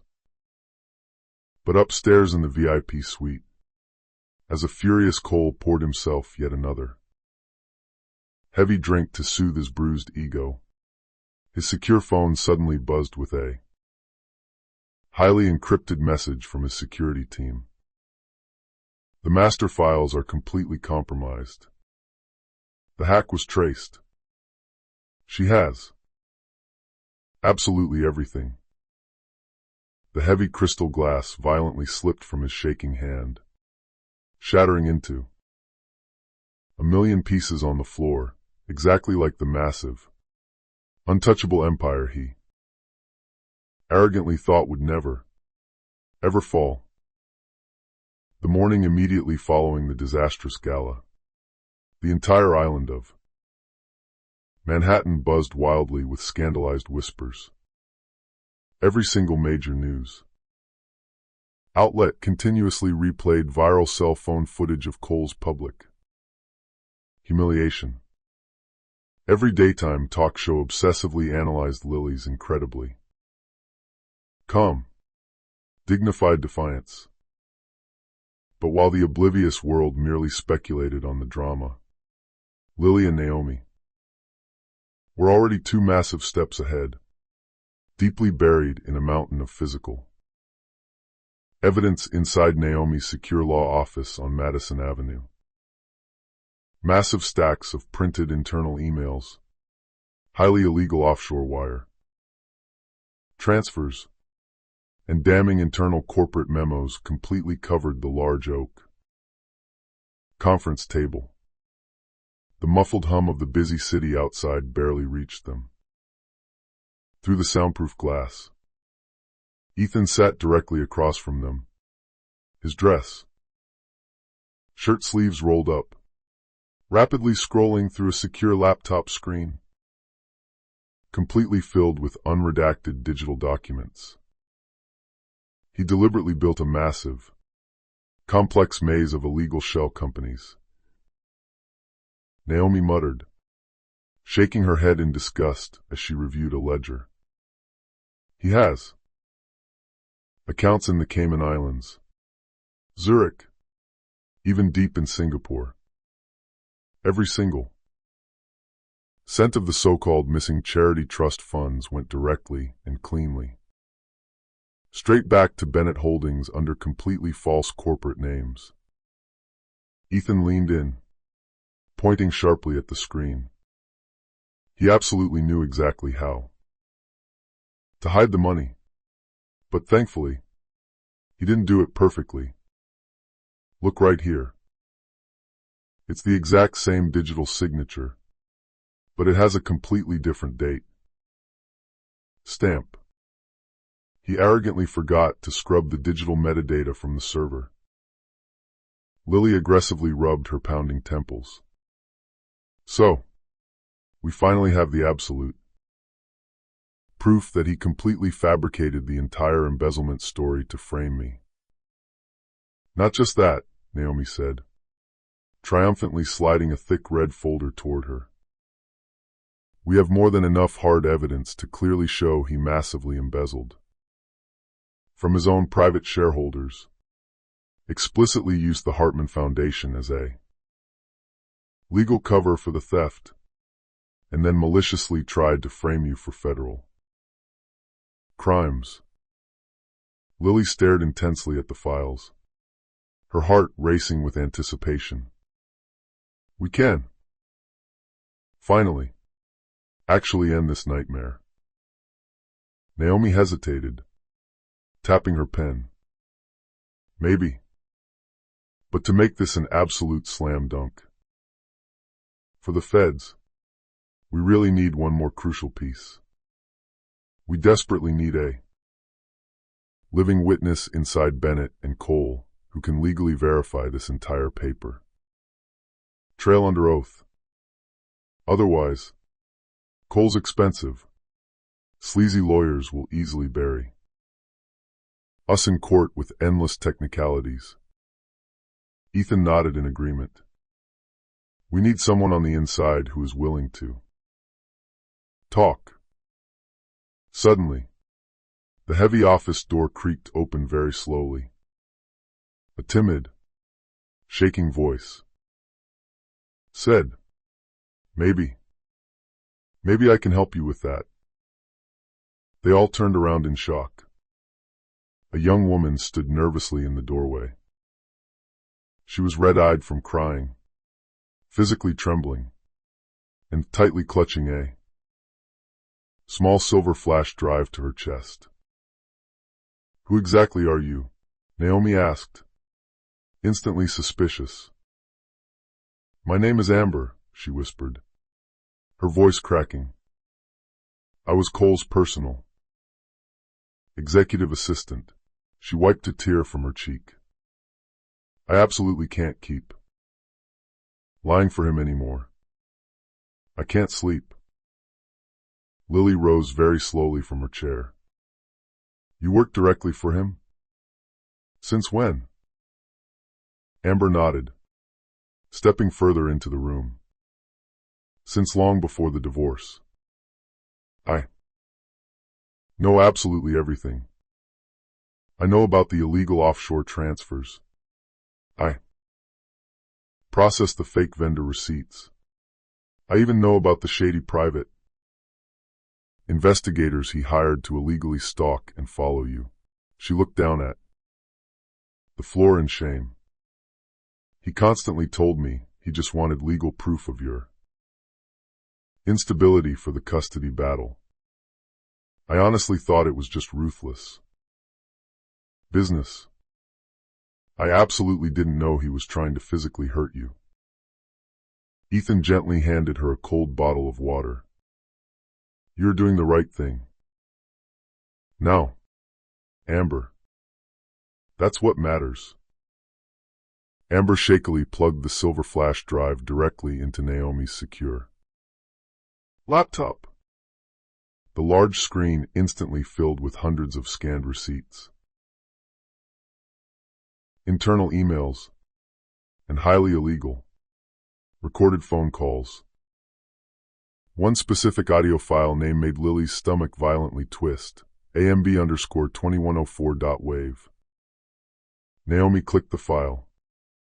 Cole's unmistakable voice instantly spilled through the laptop speakers. It was incredibly cold, highly deliberate, and entirely chilling. Make absolutely sure she looks completely hysterical in public, the recorded voice commanded. Leak the private hospital records to the tabloids. Leak the photos of her crying in the rain. I want a specific, undeniable narrative. Established immediately, the unstable heiress. Once the judge's custody ruling is permanently mine, she can quietly disappear into an institution. The office fell completely, horrifyingly silent. Lily pressed a shaking hand tightly over her mouth to muffle a gasp. Her dark eyes glistened with hot tears, but her voice stayed remarkably firm when she finally spoke. That's enough, she whispered. This will completely bury him, Naomi said, closing the laptop. Ethan exhaled a long, heavy breath that was half sheer relief, half pure, unadulterated fury. We will officially submit absolutely everything to the federal court and the global press simultaneously. No more waiting around for him to strike first. But before Naomi could even reply, her desk phone buzzed loudly. It was an unknown, restricted number. She answered it cautiously on speakerphone. An heavily distorted, metallic male voice came through the line. You actually think those digital files will save her life? Try checking your south-facing office window. Naomi completely froze. Ethan turned sharply toward the floor-to-ceiling glass. Directly across the busy street, standing on the edge of a high-rise rooftop, a man in a dark tactical jacket stood perfectly still. The long, scoping lens of a high-powered camera, or perhaps a rifle, glinted ominously under the morning sun, pointed directly at their office. Ethan immediately yanked the heavy blinds completely shut, plunging the room into shadow. He absolutely knows we have the leaked files. Naomi frantically grabbed her heavy leather go-bag from under the desk. We need to physically move out of here right now. The original, physical evidence stays securely with me. You two take the digital copies and go a completely separate route to the safe house. Lily's pulse hammered a frantic rhythm in her ears as Ethan tightly grabbed her arm and urgently led her down the dark, concrete back stairwell of the building. Outside in the alley, taxis honked and horns blared, the massive city pulsing wildly around them like pure adrenaline. Ethan's armored car was already waiting at the secret curb. As they sped recklessly through the dense, chaotic traffic, dodging pedestrians, Ethan said grimly, once this massive data drop goes totally public, there is absolutely no going back to your old life.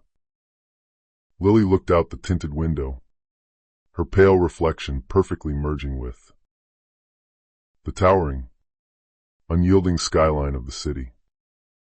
Good, she said incredibly. Softly, but with absolute certainty. Because I am never, ever going back.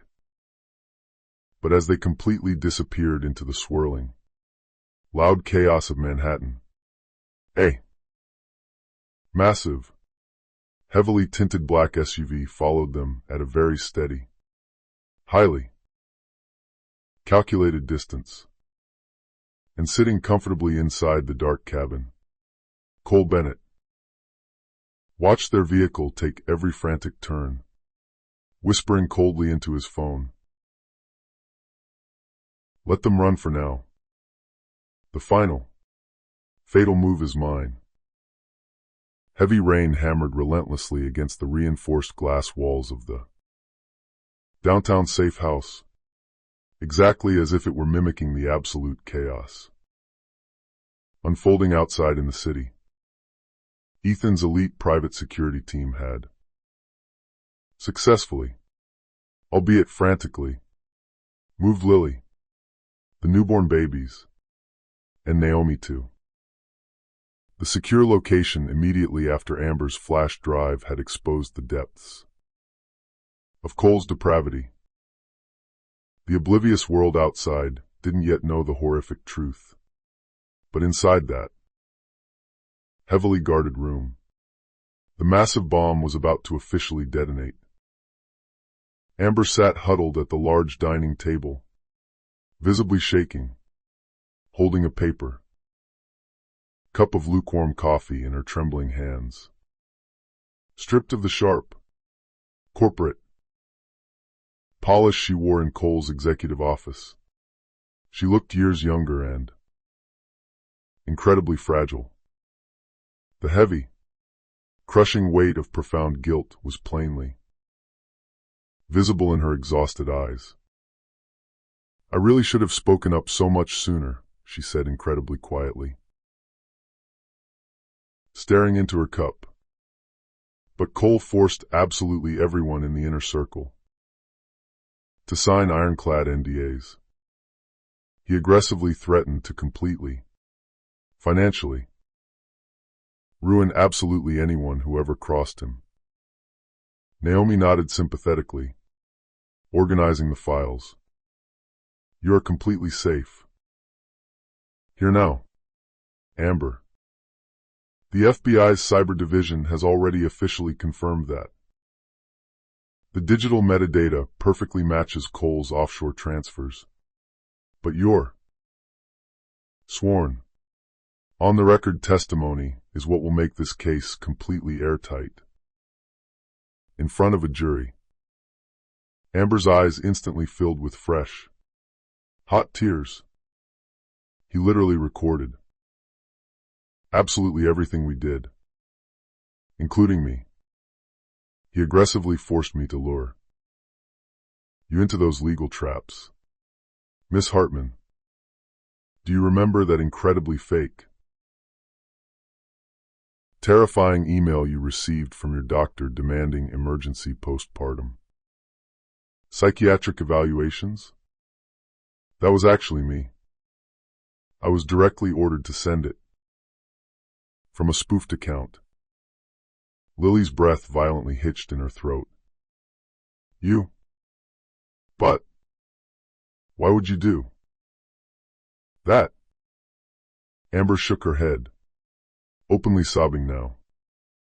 "Because my younger brother has leukemia, and I desperately needed the massive bonus money to pay for his experimental medical bills. But then, he explicitly told me that if you fully broke down in public, if you were institutionalized, I'd get a massive $1 million bonus. He desperately wanted ugly photos of you crying hysterically. I honestly, truly didn't know he would go this far into madness." Ethan crossed his arms tightly over his chest, his rugged expression incredibly grim but remaining perfectly composed. "You're doing the absolute right thing now, Amber. And in the eyes of the law, that is exactly what matters." Naomi set her open laptop securely on the wooden table. "We will record your official, sworn statement tonight. It will be digitally timestamped and legally notarized. It will be submitted directly to the federal court first thing tomorrow morning." Amber aggressively wiped her wet eyes with the back of her hand. "I actually have something else you need." She slowly pulled a very small, sealed envelope from the bottom of her purse. This mysteriously arrived via courier at Cole's Office the exact day after your terrible car crash. I absolutely wasn't supposed to open it, but my guilt and curiosity finally won. It's a printed receipt. She handed it to Naomi. It's for the Ritz-Carlton, Midtown, room 1412. Paid in. Full by C. Bennett. Exactly 2 hours before your ambulance was hit. Lily completely froze, the blood draining from her face. The exact night of the crash. Naomi's jaw clenched so hard her teeth ground together. That is hard. Undeniable. Physical evidence of premeditation. Ethan leaned significantly closer to the table, his eyes turning to black ice. That is absolute proof of attempted murder. For a long, terrifying moment, the absolute only sound in the room was the violent storm raging outside the windows. Lily stared blankly at the small paper. Receipt. Her heartbeat thundering so loudly in her ears it was deafening. He actively tried to kill me, she whispered. The reality finally, truly, sinking in. Amber nodded grimly. And when he found out you miraculously lived through the crash, he explicitly said, Phase 3 begins. I absolutely didn't know what it meant then. Now I finally do. Naomi's phone suddenly buzzed violently on the table. She glanced down at the screen and swore loudly. Cole just officially filed an emergency court injunction, legally claiming that we maliciously hacked his private servers to steal this data. He is aggressively going on the offense. Ethan's jaw tightened. Let him try. Once this massive evidence dump hits the federal court docket tomorrow, his entire empire collapses instantly. Amber's voice violently trembled. He absolutely won't ever just stop quietly. He has extremely dangerous people on his payroll. His head of private security, Mason.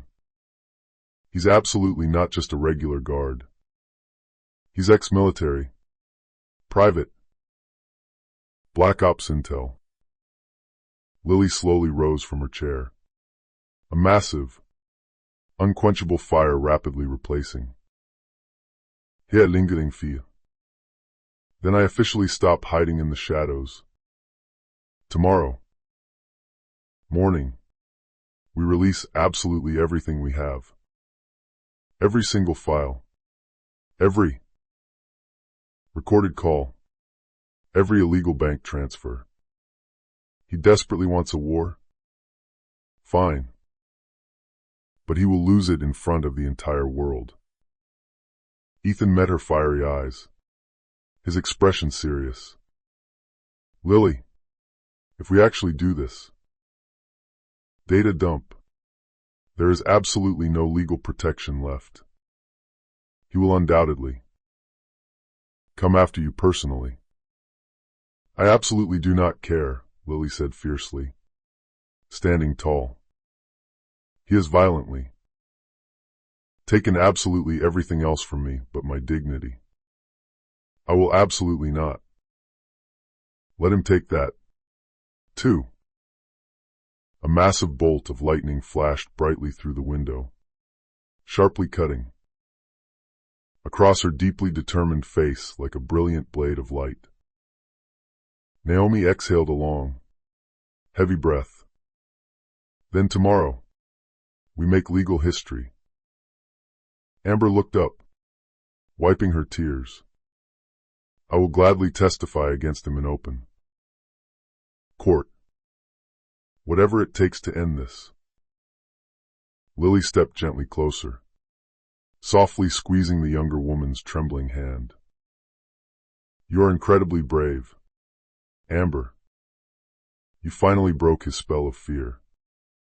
That is exactly how monsters like him die, when the people they ruthlessly control finally find their voice. But outside, as massive thunder cracked violently above the city, absolutely no one inside the safe house noticed the tinted black sedan parked completely, silently across the dark street, its headlights dimmed. Inside the car, Mason watched the glowing window intensely through high-powered, military-grade binoculars, murmuring coldly into his encrypted comms. Target is confirmed in the building. Orders from the boss remain exactly the same. Eliminate the witness before morning. By early dawn, the stormy sky over Manhattan was a depressing sheet of bruised, heavy gray. Lily stood bravely in front of the massive, imposing federal courthouse dressed in a sharp, tailored navy blue dress. Her dark hair was pinned back severely, and the incredibly faint, nervous tremor in her hands was perfectly hidden inside her deep coat pockets. This absolutely wasn't just a basic custody hearing anymore. This was an all-out war. Cole Bennett had ruthlessly called in absolutely every single political favor, every polished lie, and every manipulative, toxic charm he had left in his arsenal.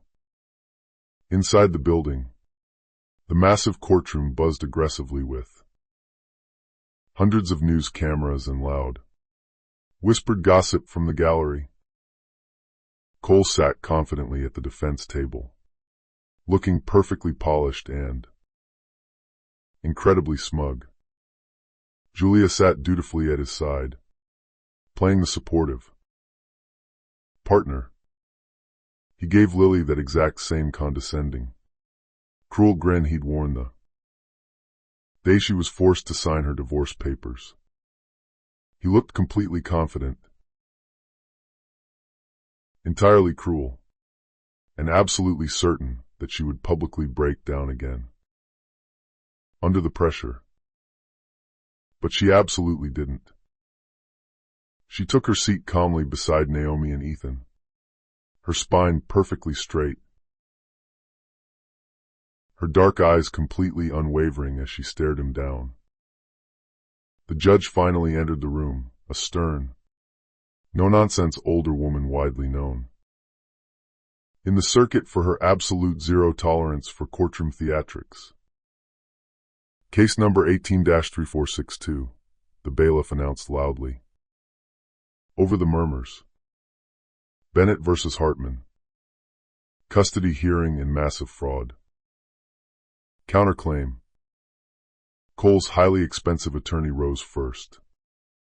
He was incredibly slick. His opening statement perfectly rehearsed. Your Honor, my client respectfully seeks full, sole custody of the children on the undeniable grounds that Miss Hartman constantly exhibits severe psychological instability and massive financial misconduct. Both of these tragic facts are proven by her erratic public behavior and the recently leaked illegal transfers from her own mother's charity trust. Lily violently clenched her jaw to keep from screaming, but she stayed perfectly silent. Naomi leaned over and whispered softly, "Do not react to his bait. Just wait for our turn." Then, it was finally Naomi's move. She stood up, adjusting her suit, her voice incredibly steady and commanding.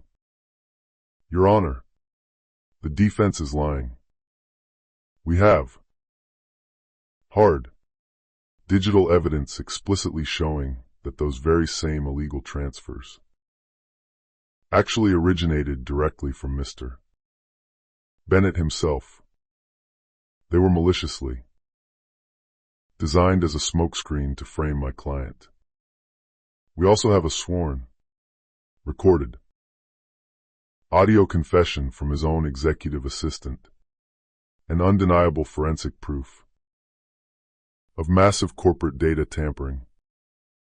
The entire packed courtroom immediately erupted in shocked murmurs.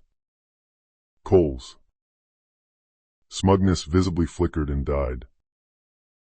The judge frowned deeply, peering over her glasses. You actually have this evidence ready to present to the court today, Counselor?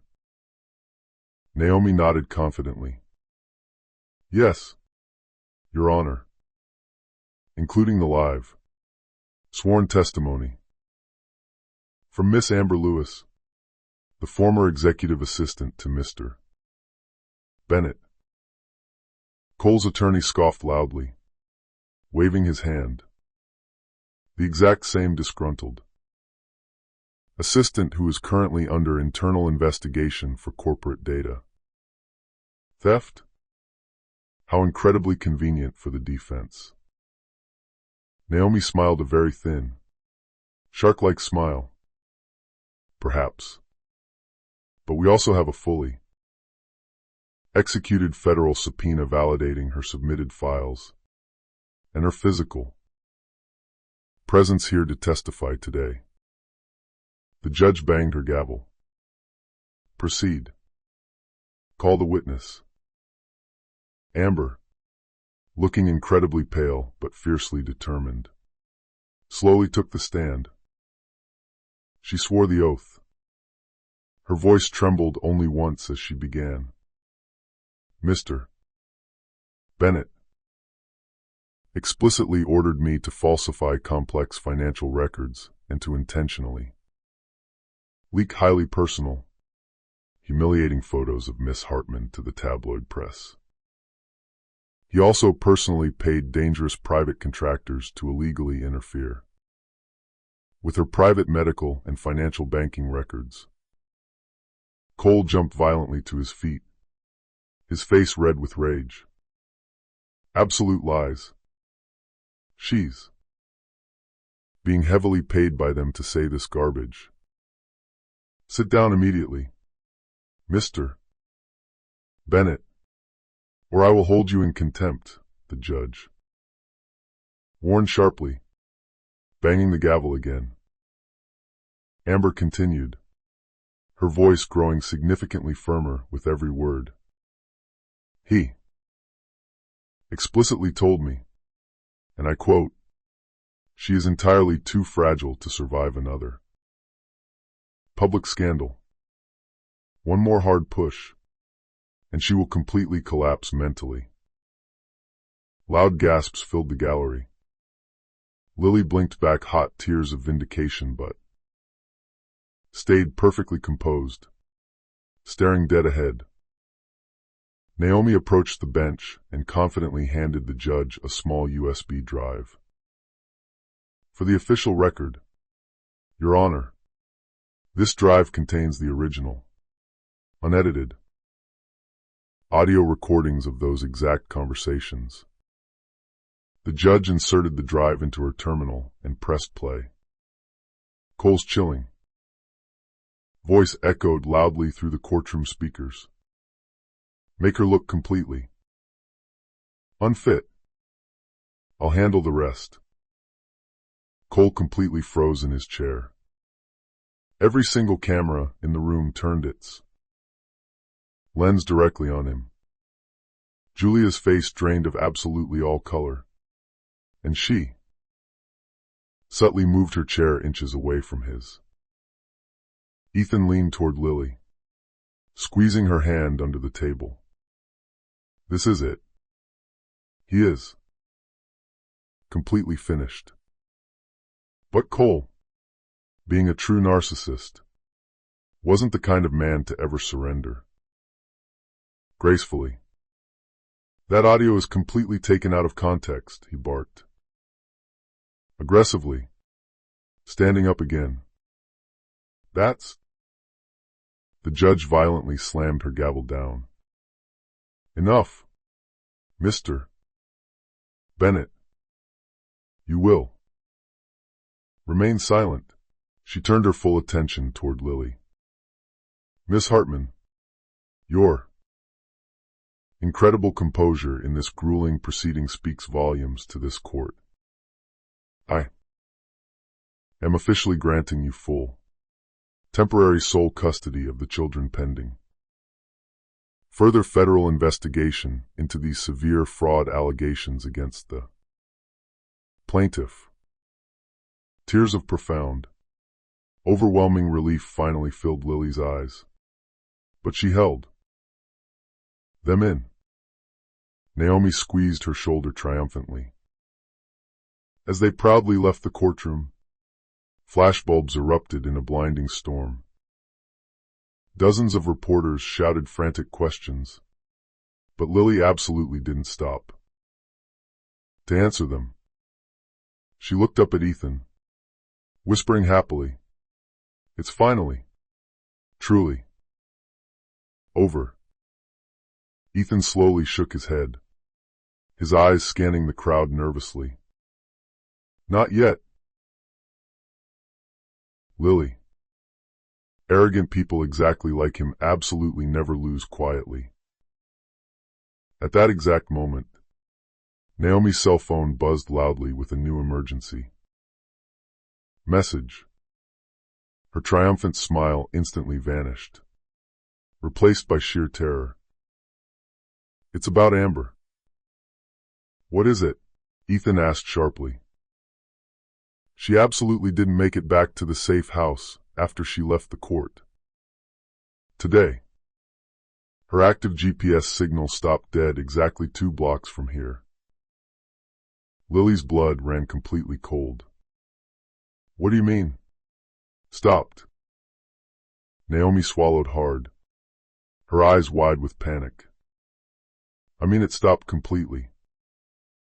And miles across town, a heavily tinted black sedan idled quietly beneath a dark, abandoned overpass, the freezing rain tapping relentlessly against its metal roof. Inside the empty car, Amber's dropped cell phone glowed faintly on the passenger seat, the audio app still secretly recording. The absolute last horrifying sound the phone captured was Mason's cold, mechanical voice whispering, "Orders are complete." The freezing rain absolutely hadn't stopped pouring since the triumphant verdict.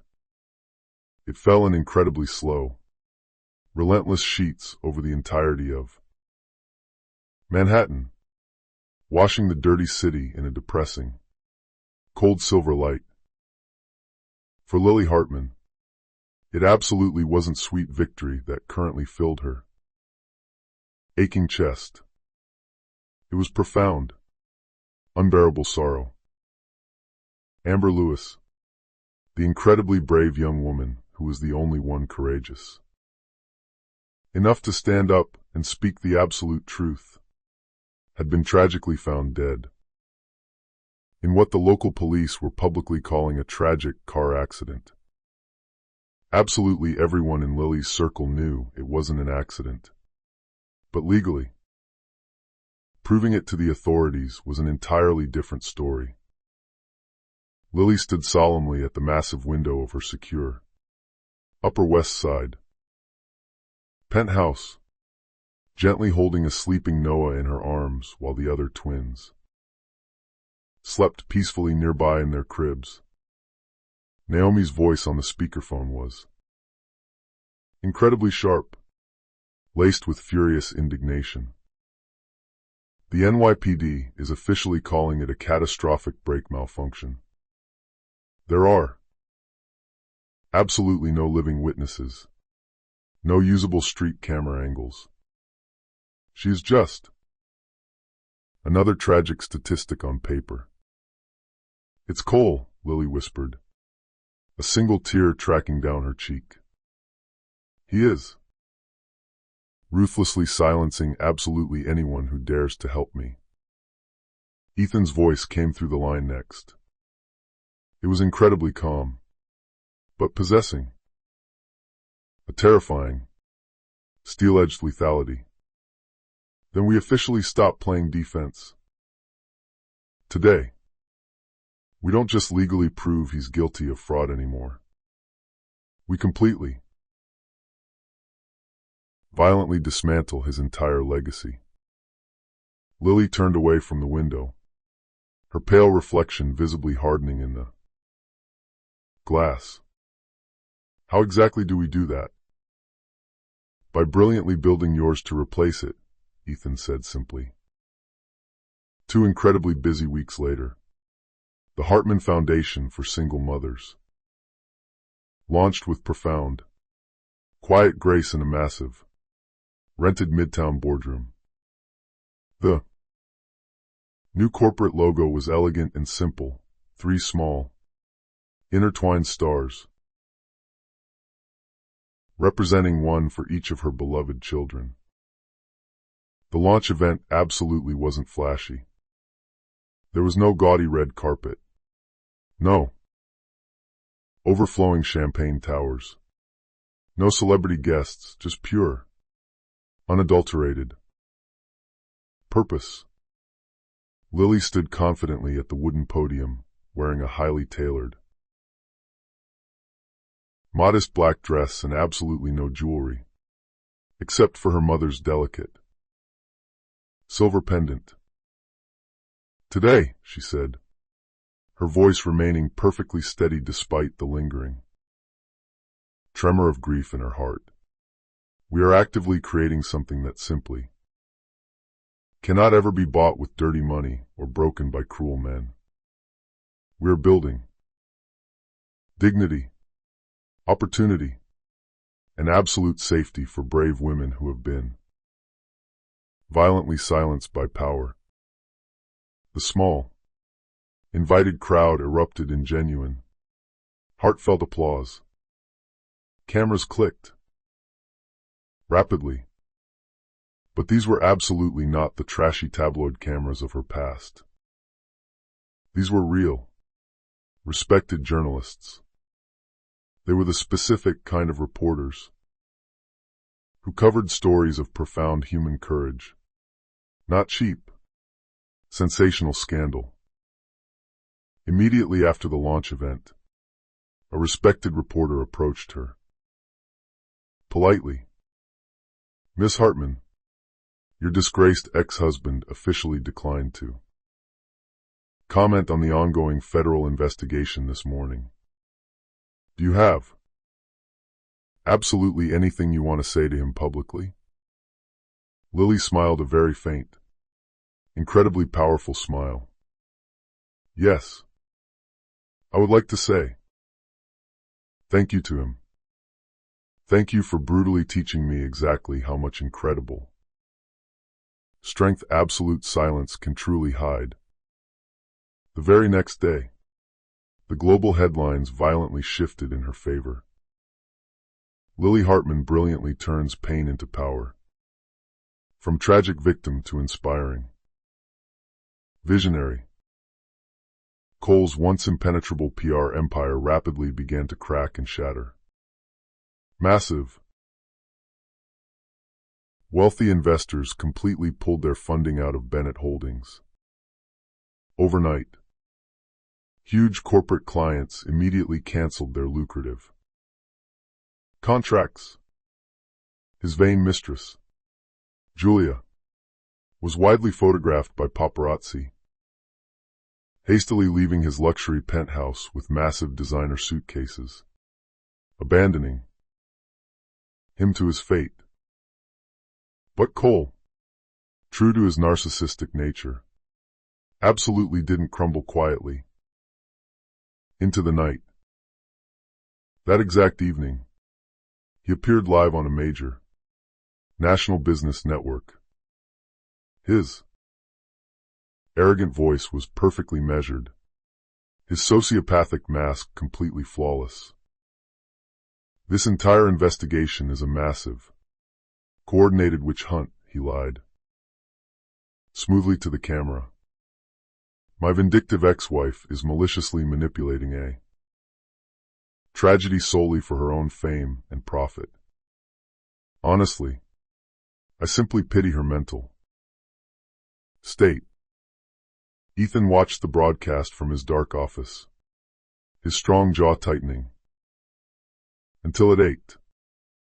He's expertly using public sympathy as a weapon against you. Again. Lily, sitting peacefully nearby with a cup of tea, didn't flinch. Then let's definitively use the absolute truth as ours. She opened a thick binder marked Project Reclamation, a massive, aggressive legal collaboration between her new foundation and Gus Hale's elite law firm. Working tirelessly together, they were legally reclaiming dozens of high-value commercial properties that Cole had fraudulently tied to his failing company. Each and every single asset they successfully returned under the Hartman name was another heavy, undeniable nail in his corporate coffin. Within a single, highly productive month, her new foundation's massive impact spread like wildfire across the entire city. Giant digital billboards in Times Square proudly read, "Dignity is not negotiable." The Hartman Foundation. Millions of dollars in charitable donations aggressively poured in from every day. Women who clearly saw their own painful struggles reflected in her triumph. Even the Manhattan District Attorney finally took serious notice of the public outcry, aggressively reopening Cole's massive financial fraud case under intense public and political pressure. Still, late at night, when the city lights dimmed and the babies were fast asleep, Lily deeply felt the agonizing, raw ache of Amber's tragic absence. She'd quietly light a single white candle by the window and whisper into the dark, "You absolutely didn't die for nothing, Amber. I promise you." One rainy evening, Ethan stopped by her apartment bringing hot takeout food and massive news. The DA is officially freezing all of his remaining offshore accounts tonight. They're conducting a massive, armed raid on Bennett Holdings. First thing tomorrow morning. Lily met his intense eyes. Tomorrow? Yes, Ethan said seriously. You will absolutely need to stay completely out of sight tomorrow. Once he realizes you are the one orchestrating the raid behind the scenes, he might try something incredibly violent and desperate. Lily nodded very slowly, a fierce light in her eyes. Let him try. I've successfully lived through his desperation before. She turned back to the massive window as the glittering skyline of Manhattan glowed beautifully beneath the falling rain. Her pale reflection layered perfectly over the towering buildings. For the very first time in her adult life, her existence absolutely wasn't defined by paralyzing fear. It was beautifully defined by absolute purpose. But somewhere deep in the dark shadows of the city, Cole watched the breaking news of his failing company with a heavy glass of whiskey in his hand and a highly loaded, lethal plan forming in his mind. If she desperately wants to destroy my good name, he muttered to the empty room, I'll gladly burn hers to ash right along with mine. For the very first time in what felt like 100 years, Lily Hartman actually woke up without a single ounce of fear in her body. The bright morning sun spilled magnificently across her open kitchen counter, like liquid gold. The comforting smell of fresh, strong coffee brewing. The innocent, joyful sound of baby giggles echoing from the nursery. Her life finally felt incredibly real again. Ethan March was casually sitting at her breakfast bar, his dress shirt sleeves rolled up to his elbows, expertly feeding little Jack a bowl of mashed bananas, while Ava and Noah played happily with wooden blocks on the rug.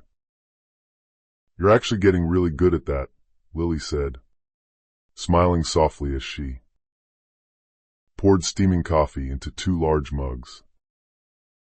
He chuckled, wiping a smudge of banana off Jack's cheek. "I'm a remarkably fast learner.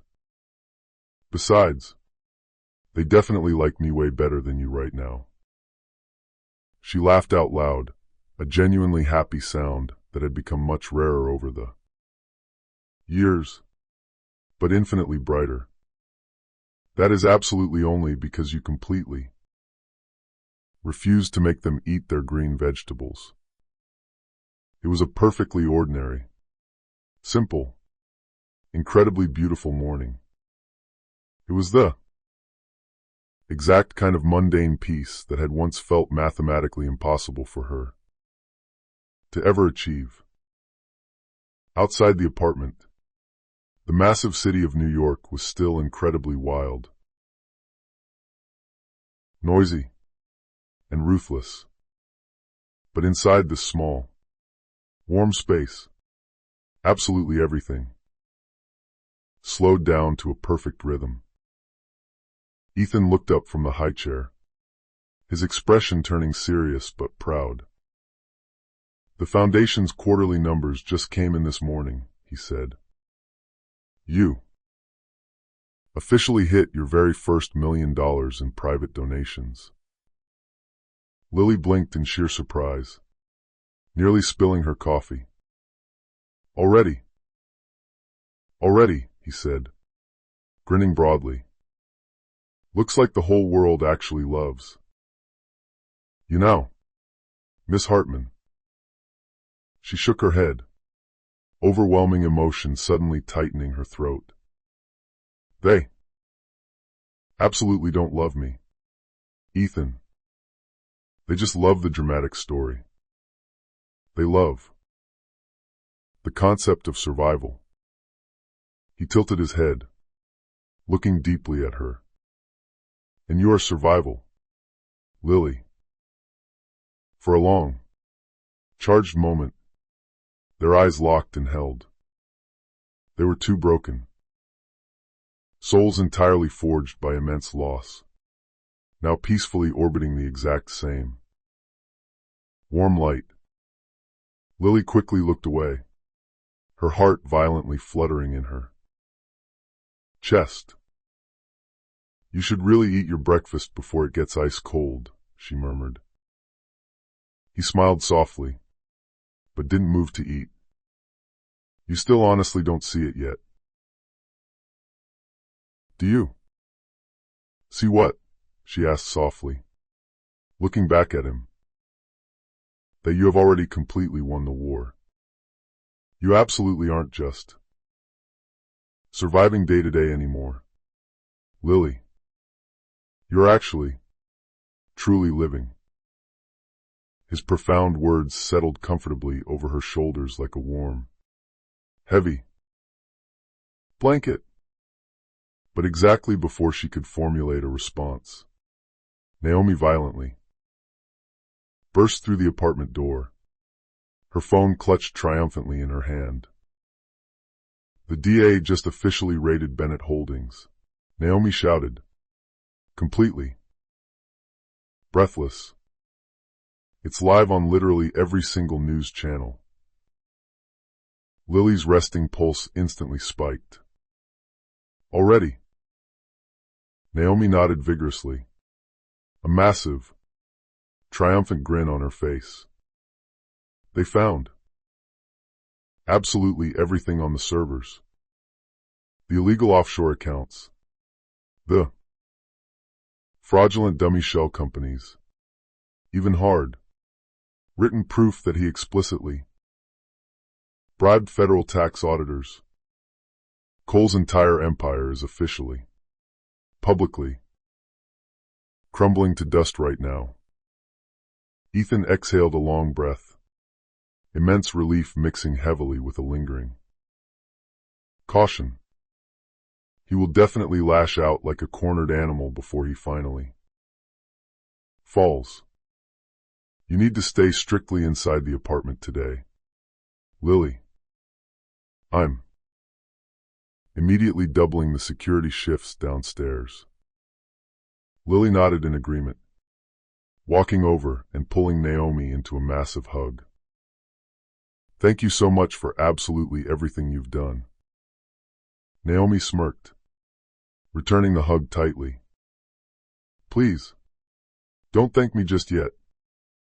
I highly prefer my massive legal victories served with expensive champagne. As Naomi finally left the apartment to head to the courthouse, the room fell peacefully quiet again. Lily sat down gently beside Ethan on the couch, silently, watching the bright sunlight dance beautifully across his rugged face. When this entire nightmare is finally legally over, she said incredibly, quietly, staring at her hands. What exactly happens to us then? He looked at her for a very long, meaningful moment. Then you finally, truly, get to freely choose your own life. Not a life desperately built from sheer fear or basic survival, but a life built on pure peace. Whatever that word means for you.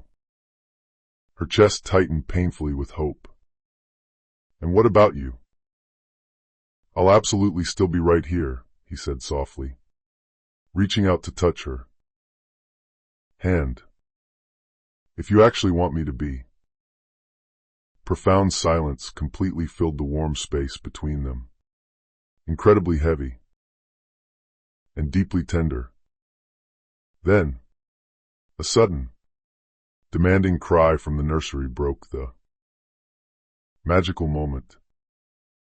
Lily stood up, smiling radiantly through her unshed tears. Well, looks like someone is finally awake. She disappeared quickly into the bright nursery, gently lifting a crying Noah into her arms. The baby instantly giggled, playfully tugging at her dark hair. You're completely safe now, my sweet boy, she whispered fiercely to him. All of us are. That beautiful evening, they all had a wonderful dinner together in the apartment. Ethan, Lily, and the three triplets. There was absolutely no stressful business talk allowed, no endless court filings to review, and absolutely no ghosts invited. There was just genuine laughter, hot pasta, and warm candlelight. Ethan openly told beautiful, funny stories about his late wife, about navigating profound grief, and about how true healing absolutely doesn't erase the old pain, but miraculously transforms it into something useful. Lily listened intently, feeling something massive finally shift deep inside her soul, a very fragile, glowing piece of herself snapping permanently back into place. As the dark night deepened into quiet, she found herself standing peacefully by the balcony glass, looking out at the glittering city lights. Ethan joined her, incredibly quietly, offering her a glass of red wine. To what? She asked playfully, clinking her crystal glass gently against his. To beautiful second chances, he said, holding her gaze. She smiled, her eyes glistening with unshed tears. And to finally, truly, feeling safe. For a long, beautiful moment, there was absolutely nothing in the world but the low hum of Manhattan below them, and the rapid, undeniable heartbeat of something brand new blooming between them. But far across the city, securely locked inside a massive penthouse completely filled with empty Scotch bottles and shattered pride, Cole Bennett obsessively watched a paparazzi photo of them on a trashy gossip site. Enjoy your temporary safety, Lily, he whispered venomously to the glowing screen. Because peace absolutely never lasts forever in this city. By late autumn, the crisp air in Manhattan carried the specific kind of sharp, freezing chill that miraculously made the entire city feel sharper, vastly cleaner, like the absolute truth was finally cutting through years of toxic, suffocating lies. The breaking news of Cole Bennett's massive, catastrophic downfall entirely dominated every single global headline.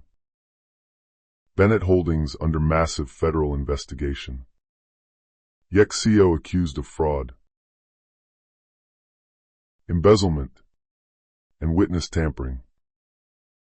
Lily stood confidently on her balcony that crisp morning, a hot coffee mug in her hand, wrapped warmly in Ethan's oversized wool sweater. She silently watched. The news helicopters hover like angry hornets above downtown, directly over the building where federal agents were actively raiding Cole's corporate offices. For the very first time in her life, the massive, chaotic city below didn't scare her in the slightest. Ethan stepped out onto the balcony beside her, his phone pressed tightly to his ear. Yes, Gus. Please keep the Hartman Foundation's accounts completely legally separate from the corporate fallout. We absolutely don't want those toxic headlines ever crossing over into her charity. He finally ended the long call and turned to look at her. It is officially done. The SEC just froze absolutely all of his global assets. His entire empire is completely finished. Lily exhaled a long breath, her warm breath misting beautifully in the freezing air. He built absolutely everything he had on toxic lies. It was really only a matter of time before the foundation completely collapsed.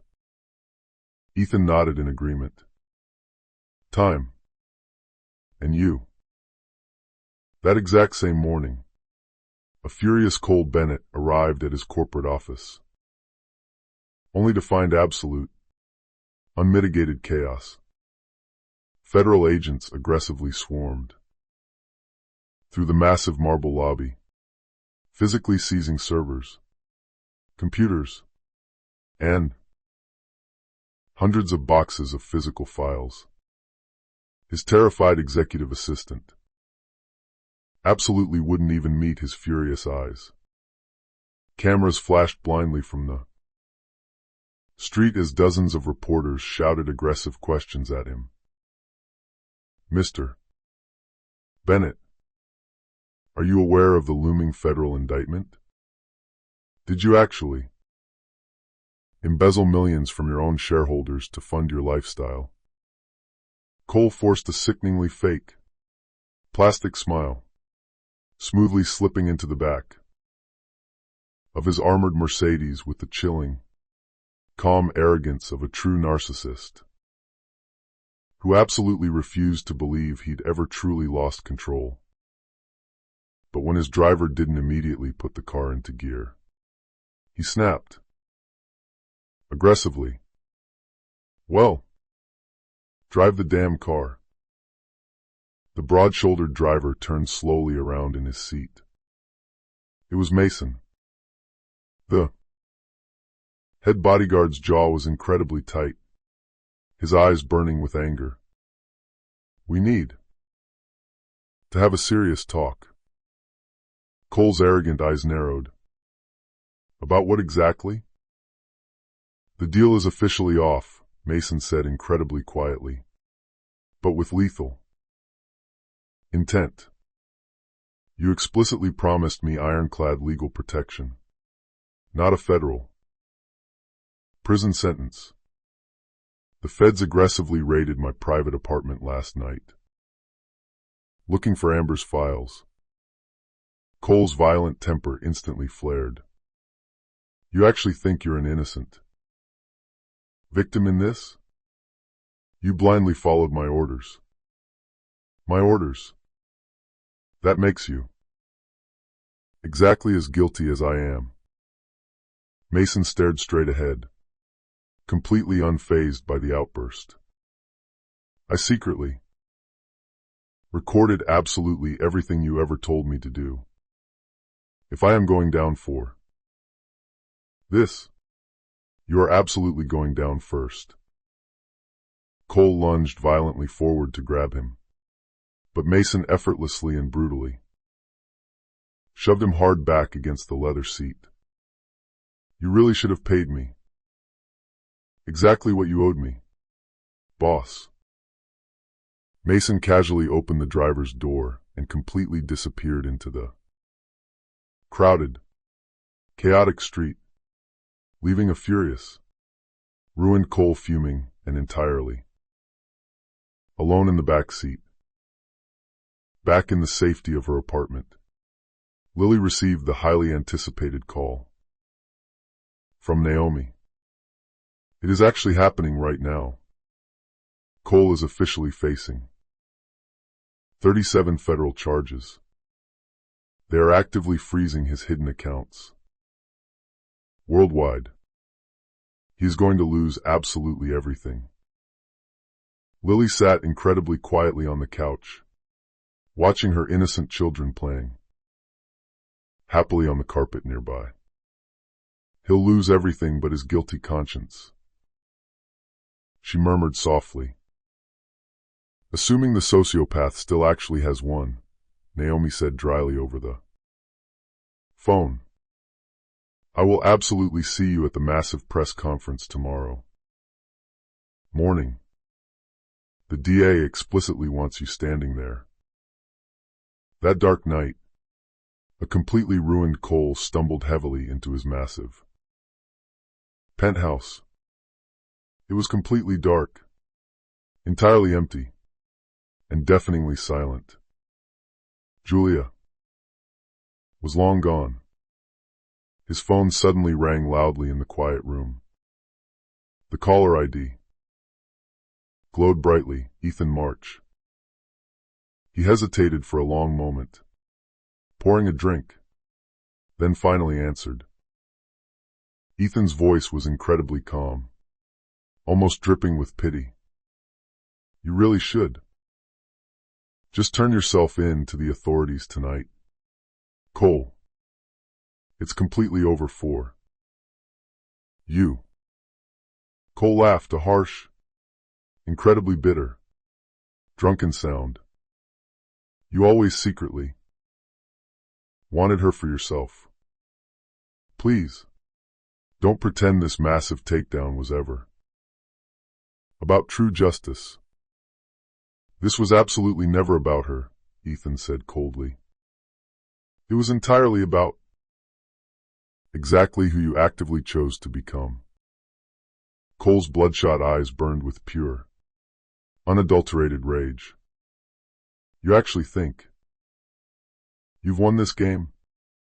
She will absolutely never be clean of me again. The world forgets these little scandals incredibly fast, Ethan. And when they finally get bored of her pathetic redemption story, she'll instantly be the villain again. You'll see. The line went completely dead. Cole violently hurled his expensive phone entirely across the massive room, shattering it against the wall. An hour later, the dim lights of his penthouse flickered as he poured himself one final, massive drink. The sprawling city stretched beautifully before him, through the glass like a massive, glittering lie. He walked slowly out onto the freezing balcony, the sharp wind slicing aggressively across his bruised face. Paparazzi cameras waiting down below on the street instantly caught the tragic image. The fully fallen billionaire, staring hopelessly out at the glowing skyline that had once worshipped him like a god. Meanwhile, safely inside Lily's warm apartment, Ethan quietly turned on the TV. The bright red breaking news banner flashed across the screen. Cole Bennett resigns as CEO amid massive scandal, facing federal criminal charges. Lily closed her eyes, letting out a long sigh, whispering, "True justice absolutely doesn't need violent vengeance. It just desperately needs the truth." She turned lovingly toward her children, who were fast asleep in their cribs, and gently tucked the warm blanket around their tiny shoulders. But far across town, as Cole slowly stepped back from his high balcony railing, his very last, ominous words drifted quietly into the freezing night air. "If I am going down for this, I am absolutely taking her precious story down with me." And somewhere deep inside the dark city, a deadly spark of danger still flickered brightly. The morning of the highly anticipated press conference, the entire island of Manhattan visibly pulsed with electric tension. Hundreds of reporters, camera crews, and curious onlookers had gathered aggressively in front of the federal courthouse. Their massive cameras were all trained unblinkingly on the wooden podium flanked by tall American flags. The morning headlines had already officially declared the arrival of the storm. Cole Bennett indicted on 37 counts of massive fraud and conspiracy. But what absolutely everyone in the crowd was really waiting for was a glimpse of Lily Hartman, the seemingly fragile woman who had single-handedly brought a massive corporate empire to its knees. Inside the quiet, echoing courthouse lobby, Lily nervously adjusted the lapels of her black blazer, her pale hands trembling slightly with adrenaline. Ethan stood beside her, placing a warm, highly reassuring hand firmly on her shoulder. "You absolutely don't owe these people a dramatic show," he said incredibly. Quietly, his gray eyes locking onto hers. "You just owe them the absolute truth." Naomi, who was rapidly flipping through her massive stack of legal notes, added fiercely, "And please remember, this absolutely isn't just about taking down Cole anymore. It is about actively defending every single woman out there who has ever been violently silenced by powerful men exactly like him." Lily looked up and met her own reflection in the heavy glass door. She didn't see the frightened, broken wife from months ago. She saw a fierce survivor, a protective mother, and a powerful name that was absolutely no longer tainted by his sins. "Then let's officially finish this," she said, her voice ringing with authority. The heavy doors pushed open, Thousands of camera flashes exploded simultaneously, like violent lightning. The massive, roaring crowd surged aggressively forward. Against the police barricades, Lily stepped confidently up to the wooden podium, with Ethan and Naomi standing solidly like brick walls right behind her. The deafening hum of murmurs and camera shutters slowly died down as she bravely faced the massive sea of lenses. "Good morning," she began, her clear voice carrying perfectly over the microphones. "For well over a year, my entire life has been completely torn apart by massive lies. And not just highly personal lies, but massive corporate ones. Today, true justice finally begins to actively rebuild exactly what total deceit destroyed." She held up a thick, red folder clearly marked Hartman Foundation Records for the cameras to see. "Every single cent in my late mother's charity trust has been completely and officially accounted for. Every single malicious accusation ever lobbied against me was entirely fabricated by Cole Bennett, a man who ruthlessly used psychological fear as a daily tool, and his vast money as a weapon." An aggressive reporter in the front row shouted loudly over the crowd, "Miss Hartman, do you have absolute, undeniable proof of these claims?" "Yes," she said, her voice completely unwavering and strong. "You will easily find every single financial document uploaded publicly online as of this exact morning. Absolute transparency is absolutely no longer optional for me in this life. It is my survival." The massive crowd buzzed loudly with excitement. Naomi nodded approvingly from behind her. Ethan watched her speak, profound pride completely softening his rugged features. Lily continued, her voice growing even louder. "But this absolutely isn't just my personal story anymore. It is about absolutely anyone out there who has ever been cruelly told that they are entirely too emotional, too fragile, or too small to successfully fight back against their abusers. True dignity absolutely doesn't come from maintaining perfection. It comes from relentless persistence." She stepped back from the microphone. The roaring applause that immediately followed from the cynical press corps absolutely wasn't just polite. It was deafening, thunderous, and genuine. Moments later, the district attorney stepped forward to the mics to formally confirm the federal charges. Cole Bennett had been officially, legally indicted, and would face a massive public trial within the month. But just as Lily turned and started to step away from the podium, absolute chaos violently erupted in the crowd. A massive man in a dark tactical coat aggressively broke violently through the police barricade, screaming her name at the top of his lungs. Armed federal security moved instantly, brutally tackling the massive man hard to the concrete ground.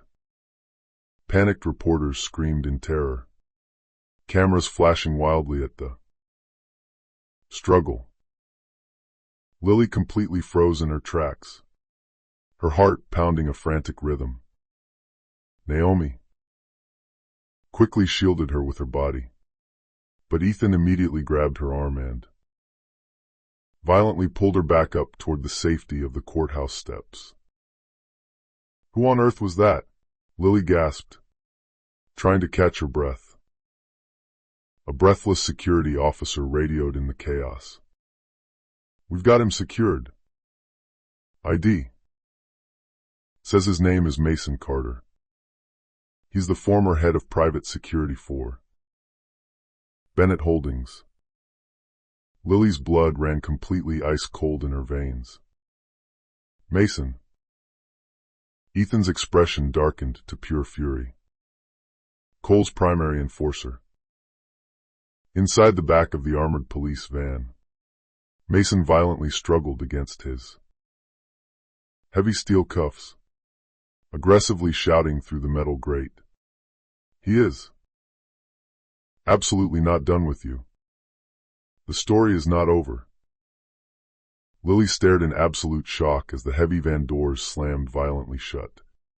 Its sirens wailing loudly as it sped off into the distance. The hungry press instantly swarmed the barricades again, shouting a million frantic questions. But Ethan quickly and firmly guided her away into the safety of the building. Back inside the quiet lobby, Naomi exhaled shakily, leaning against the wall. That could have gone incredibly bad, incredibly fast. Lily leaned heavily against the cold marble wall, her breath trembling in her chest. "He is actively trying to scare me again. Even from the dark shadows. He desperately wants total control." Ethan stepped close, looking her straight in the eye with absolute conviction. "Then you take it entirely back from him. All of it. You've bravely told the absolute truth today. Now, you go out there and live it. Let him rot in a cell with his pathetic lies." Later that same evening, the dramatic footage of the press conference aired on literally every single major global network. The striking image of Lily standing, incredibly tall and defiant against the flashing chaos of the attack, became instantly iconic. Supportive tweets completely flooded social media. The hashtag #TruthHasAFace trended worldwide. In her quiet apartment that night, Lily held her innocent children incredibly close as they slowly drifted to sleep. For the very first time in years, she felt profound, unshakable peace. The loud, chaotic noise of the city outside sounded exactly like distant applause. But somewhere deep in a dim, freezing federal jail cell, Cole Bennett smirked arrogantly at the glowing news broadcast on the wall. "She actually thinks it's all over," he murmured to himself with a dark chuckle. "But the story only ends exactly when I say it does." And secretly, under the metal table, a corrupt guard quietly slipped him a burner phone, glowing brightly in the dark with one single, unread message. Winter returned beautifully to Manhattan, bringing gentle, drifting snow instead of violent, raging storms. The highly publicized federal trial had finally ended. Cole Bennett was completely convicted by a jury on absolutely all counts. And for the very first time in 2 agonizing years, the entire world completely stopped whispering Lily Hartman's name in tones of pathetic pity. They said it now with profound, undeniable respect. The woman who rose again. On a crisp, beautiful December morning, brilliant sunlight spilled generously across the iconic Brooklyn Bridge. Inside the luxurious River Cafe, warm, golden light glowed beautifully over hundreds of white roses and massive, glittering glass chandeliers. The comforting scent of sweet vanilla and rich cedar filled the air. Elite guests spoke and hushed, rabarentonas, eagerly waiting for the bride to appear. Naomi adjusted the train of her elegant bridesmaid gown in the private dressing room, grinning from ear to ear. You do realize that the entire country is actively watching this wedding today, right? CNN, Vogue, literally everyone. Lily laughed softly, looking out the window. I'm absolutely not marrying him. For the flashy headlines, Naomi. I'm marrying him for peace. Her reflection in the large mirror was incredibly calm. Her dark hair was pinned up simply, her designer gown made of pristine satin and utterly timeless. Around her neck hung her mother's delicate silver pendant, the one beautifully engraved with the word courage. This is completely for her, she whispered softly, touching the metal. Outside in the main room, Ethan March stood confidently at the flower-draped altar overlooking the icy East River. He looked significantly different. Now visibly lighter, entirely freer. The deep gray in his intense eyes absolutely wasn't reflecting ancient sorrow anymore. It looked exactly like home. Standing proudly beside him as a groomsman, Gus Hale smiled quietly. The older man who had once been the strict gatekeeper to Lily's painful past was now proudly standing as a primary witness to her beautiful future. As the sweeping string music finally began to play, the heavy oak doors opened wide. Lily stepped into the room. The entire packed room instantly rose to its feet in respect. Her steps down the aisle were incredibly steady and highly deliberate, exactly like she was walking, not just toward true love, but toward profound redemption itself. When she finally reached the altar, Ethan leaned in and whispered, "You look exactly like peace." She smiled radiantly. "And you look exactly like everything that comes after it." The officiant spoke incredibly softly over the gentle hush of the flowing river. "Outside the glass, you've both bravely endured terrible storms that most people simply never could. Today, you absolutely don't promise each other perfection. You promise absolute presence." Lily tightly squeezed Ethan's warm hand. Presence was absolutely all she had ever desperately wanted. They exchanged deeply personal vows written by hand, ironically signed with the exact same silver Mont Blanc pen that had once brutally sealed her divorce papers. It was a beautiful, poetic symbol of terrible endings finally being reborn as magnificent beginnings. "I absolutely don't promise to magically protect you from all pain in this life," Ethan said, his voice ringing clear. "But I absolutely promise to stand fiercely beside you when it inevitably comes. And I absolutely don't promise you a perfect, flawless love," Lily replied, tears in her eyes. "Only an incredibly honest one, built entirely from healed scars, not fake illusions."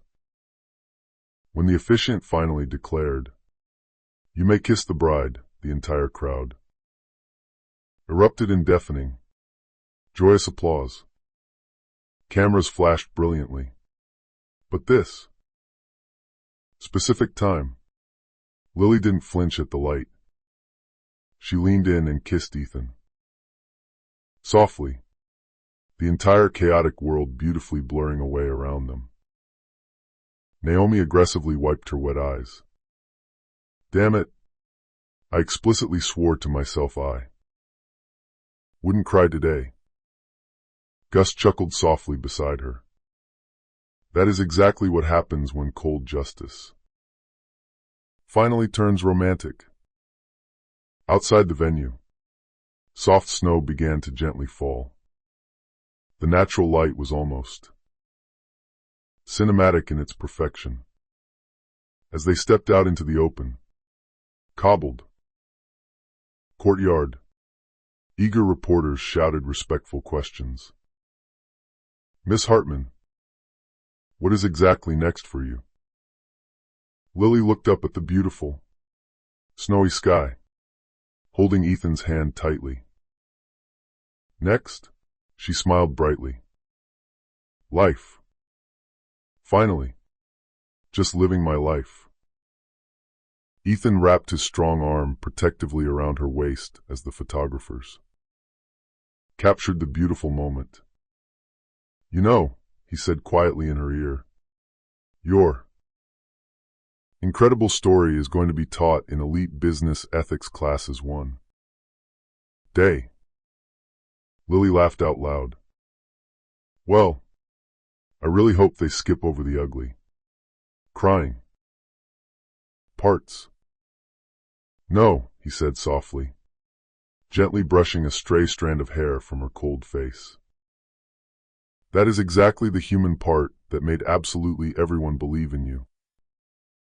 Later that festive evening at the reception, she joyfully held her growing triplets as they danced together beneath the incredibly soft, romantic glow of fairy lights. Ava playfully tugged at her delicate veil. Jack aggressively tried to grab the band's microphone. The elite guests laughed warmly, and the joyful music swelled in the room. When the magical night finally ended, Lily stood entirely alone for a quiet moment on the terrace, looking out at the glittering Manhattan skyline perfectly reflected on the dark river. It was the exact same towering skyline that had once callously watched her crumble into dust. She whispered to herself in the cold air, I finally made it home. But exactly as she turned to go back inside to the warmth of her family, a silent waiter efficiently clearing champagne glasses abruptly handed her a small, neatly folded note with absolutely no return name written on it. Inside, written in sharp block letters, it read simply, he didn't do it alone. The small piece of paper violently trembled in her hand as the freezing snow kept falling silently around her. Snow blanketed the entire city like a massive, clean white slate. Too peaceful. Months had passed since the beautiful wedding, and Manhattan finally felt gentle and welcoming to her again. In her warm, spacious Upper West Side townhouse, Lily Hartman, now officially Lily March, sat comfortably and watched her 3 energetic children happily chase each other around the sprawling living room while Ethan carefully hung their framed wedding photo prominently on the wall. The golden, late afternoon light beautifully reflected on the glass frame, perfectly catching the soft, genuinely happy smiles permanently frozen in time. Perfect, Ethan said, stepping back to admire his work. Now it finally feels exactly like home. Lily smiled warmly, curling up comfortably on the plush couch with a steaming cup of herbal tea. It finally does. The triplets suddenly squealed loudly in unison as Ava accidentally tripped over a plastic toy dump truck. Lily immediately rushed over, scooping her up And joyous laughter instantly filled the air. The sound in the house absolutely no longer carried any hidden tension or fear.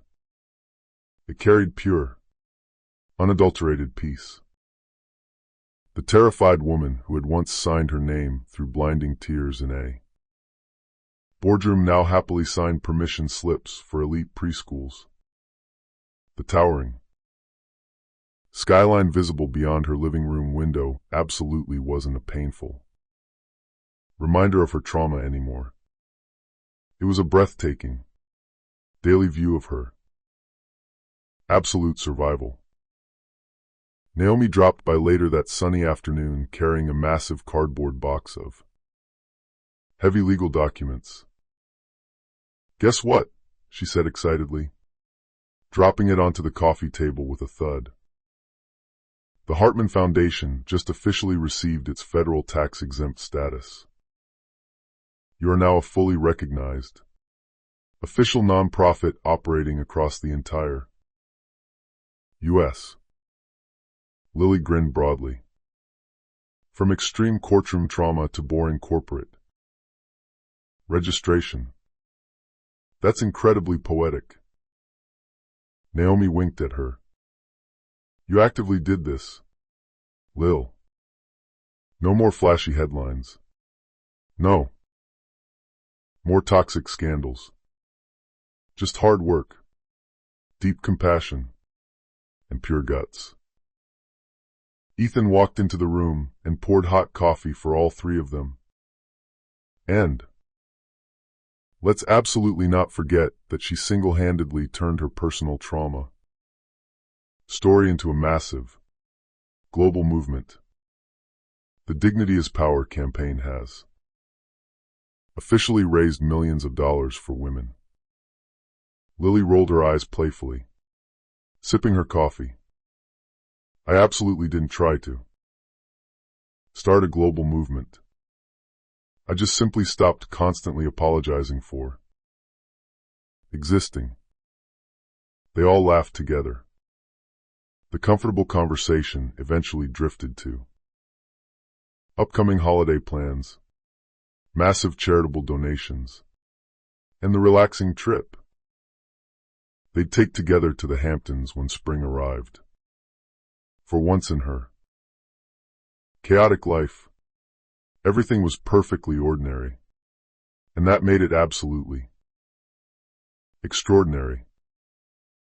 But later that night, when Naomi had finally left and the kids were sound asleep in their beds, Lily found herself standing completely still by the living room window, staring intensely at the glittering skyline once again.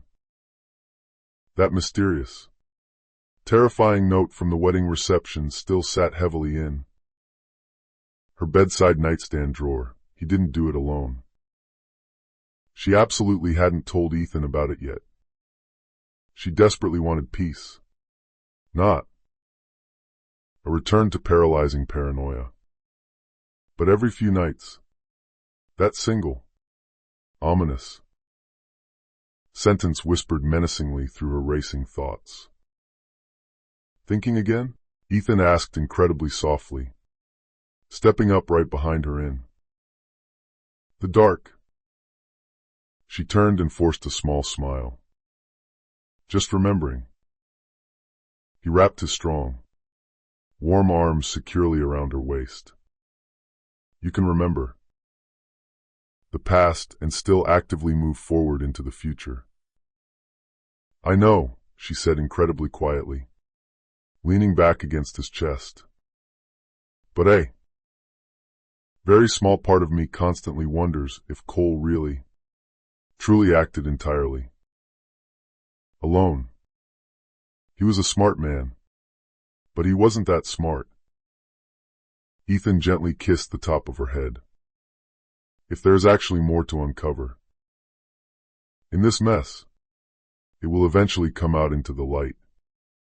But please, don't let invisible ghosts steal today's happiness from you. She nodded slowly, exhaling a long, Shaky breath. You're right. Today is what matters. The very next morning, Lily met with Gus Hale at his immaculate downtown office for the absolute final legal sign-offs on the complex estate matters.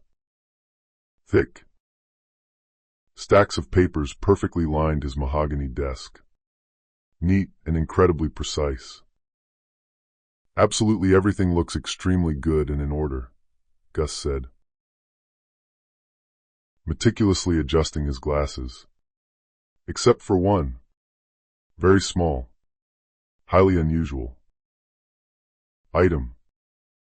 There was a massive, completely anonymous cash deposit made directly to the trust fund exactly 6 years ago. There was absolutely no signature attached, and no digital trace left behind. But it miraculously, completely, doubled the trust's total assets. Lily frowned deeply in confusion. Anonymous? Yes, Gus said thoughtfully, looking over the ledger. Whoever it actually was, they clearly, desperately wanted to keep you financially safe long before all of this public chaos even began. She smiled faintly, a sense of wonder washing over her. Maybe some guardian angels actually wear tailored suits. By evening, the bustling townhouse glowed beautifully with laughter and incredible warmth. Ethan was reading a storybook to the kids by the crackling fire. Lily peacefully folded soft blankets nearby. The massive world outside was freezing and harsh, but inside, life was incredibly soft and safe again. As the fireplace crackled and popped, she quietly opened her leather-bound journal and wrote a letter to the terrified woman she used to be. I remember the exact day I signed those awful papers. You were completely broken into a million pieces, but you still found the strength to walk away. That is true courage. You violently lost absolutely everything you thought you wanted, and somehow, you finally found who you truly are. You're finally home. Now. She slowly closed the journal and looked over at her beautiful family, realizing this was the absolute only ending she had ever truly needed. If the camera of her life were a cinematic movie, it would have slowly pulled back right then. It would show Manhattan glowing brilliantly in the dark like a massive, grounded constellation. Freezing snow falling incredibly slow and endless over the city. The joyful, innocent sound of children's laughter echoing softly through the frosted windows. But exactly as the credits of her hard-won piece rolled quietly across the glittering skyline, one final, terrifying image ominously lingered. A tall man in a heavy gray coat stood completely silently in the shadows across the snowy street, watching the warm lights of the townhouse flicker.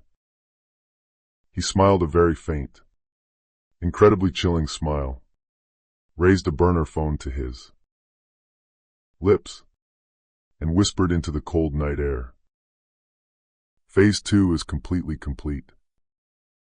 Then, he turned his collar up and vanished entirely into the swirling snow. So, that is exactly how our incredible story finally comes to an end.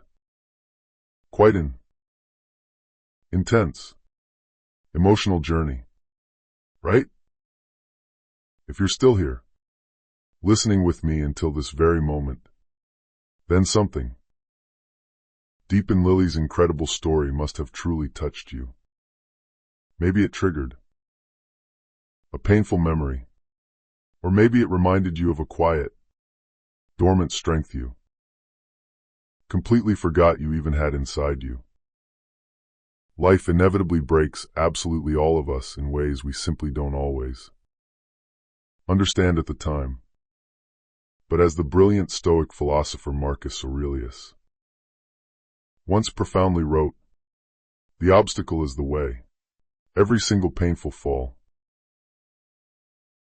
every devastating heartbreak, every cruel betrayal eventually becomes the very path that beautifully shapes us into who we are meant to be.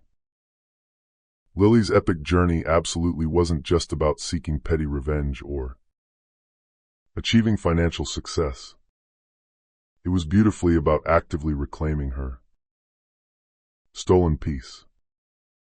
It was about remembering that true healing absolutely doesn't mean forgetting the past. It means actively transforming your deepest pain into your greatest, most unstoppable power. Like the great Stoics said, what stands in the way becomes the way. And maybe that is exactly what we all desperately need to hear today, that our absolute worst, darkest moments can still eventually lead us safely back home. So, my wonderful friend, if you are still here listening to my voice, maybe it is officially time to start writing your very own incredible comeback story. Today, if Lily's immense strength reminded you of your own hidden power, please hit that like button. Share this incredible story right now with someone in your life who desperately needs a little hope tonight. And please subscribe to the channel, because right here, we are actively building a safe place where broken hearts learn exactly how to rise again. Your story absolutely isn't over yet. It's just beautifully beginning. See you in the next video.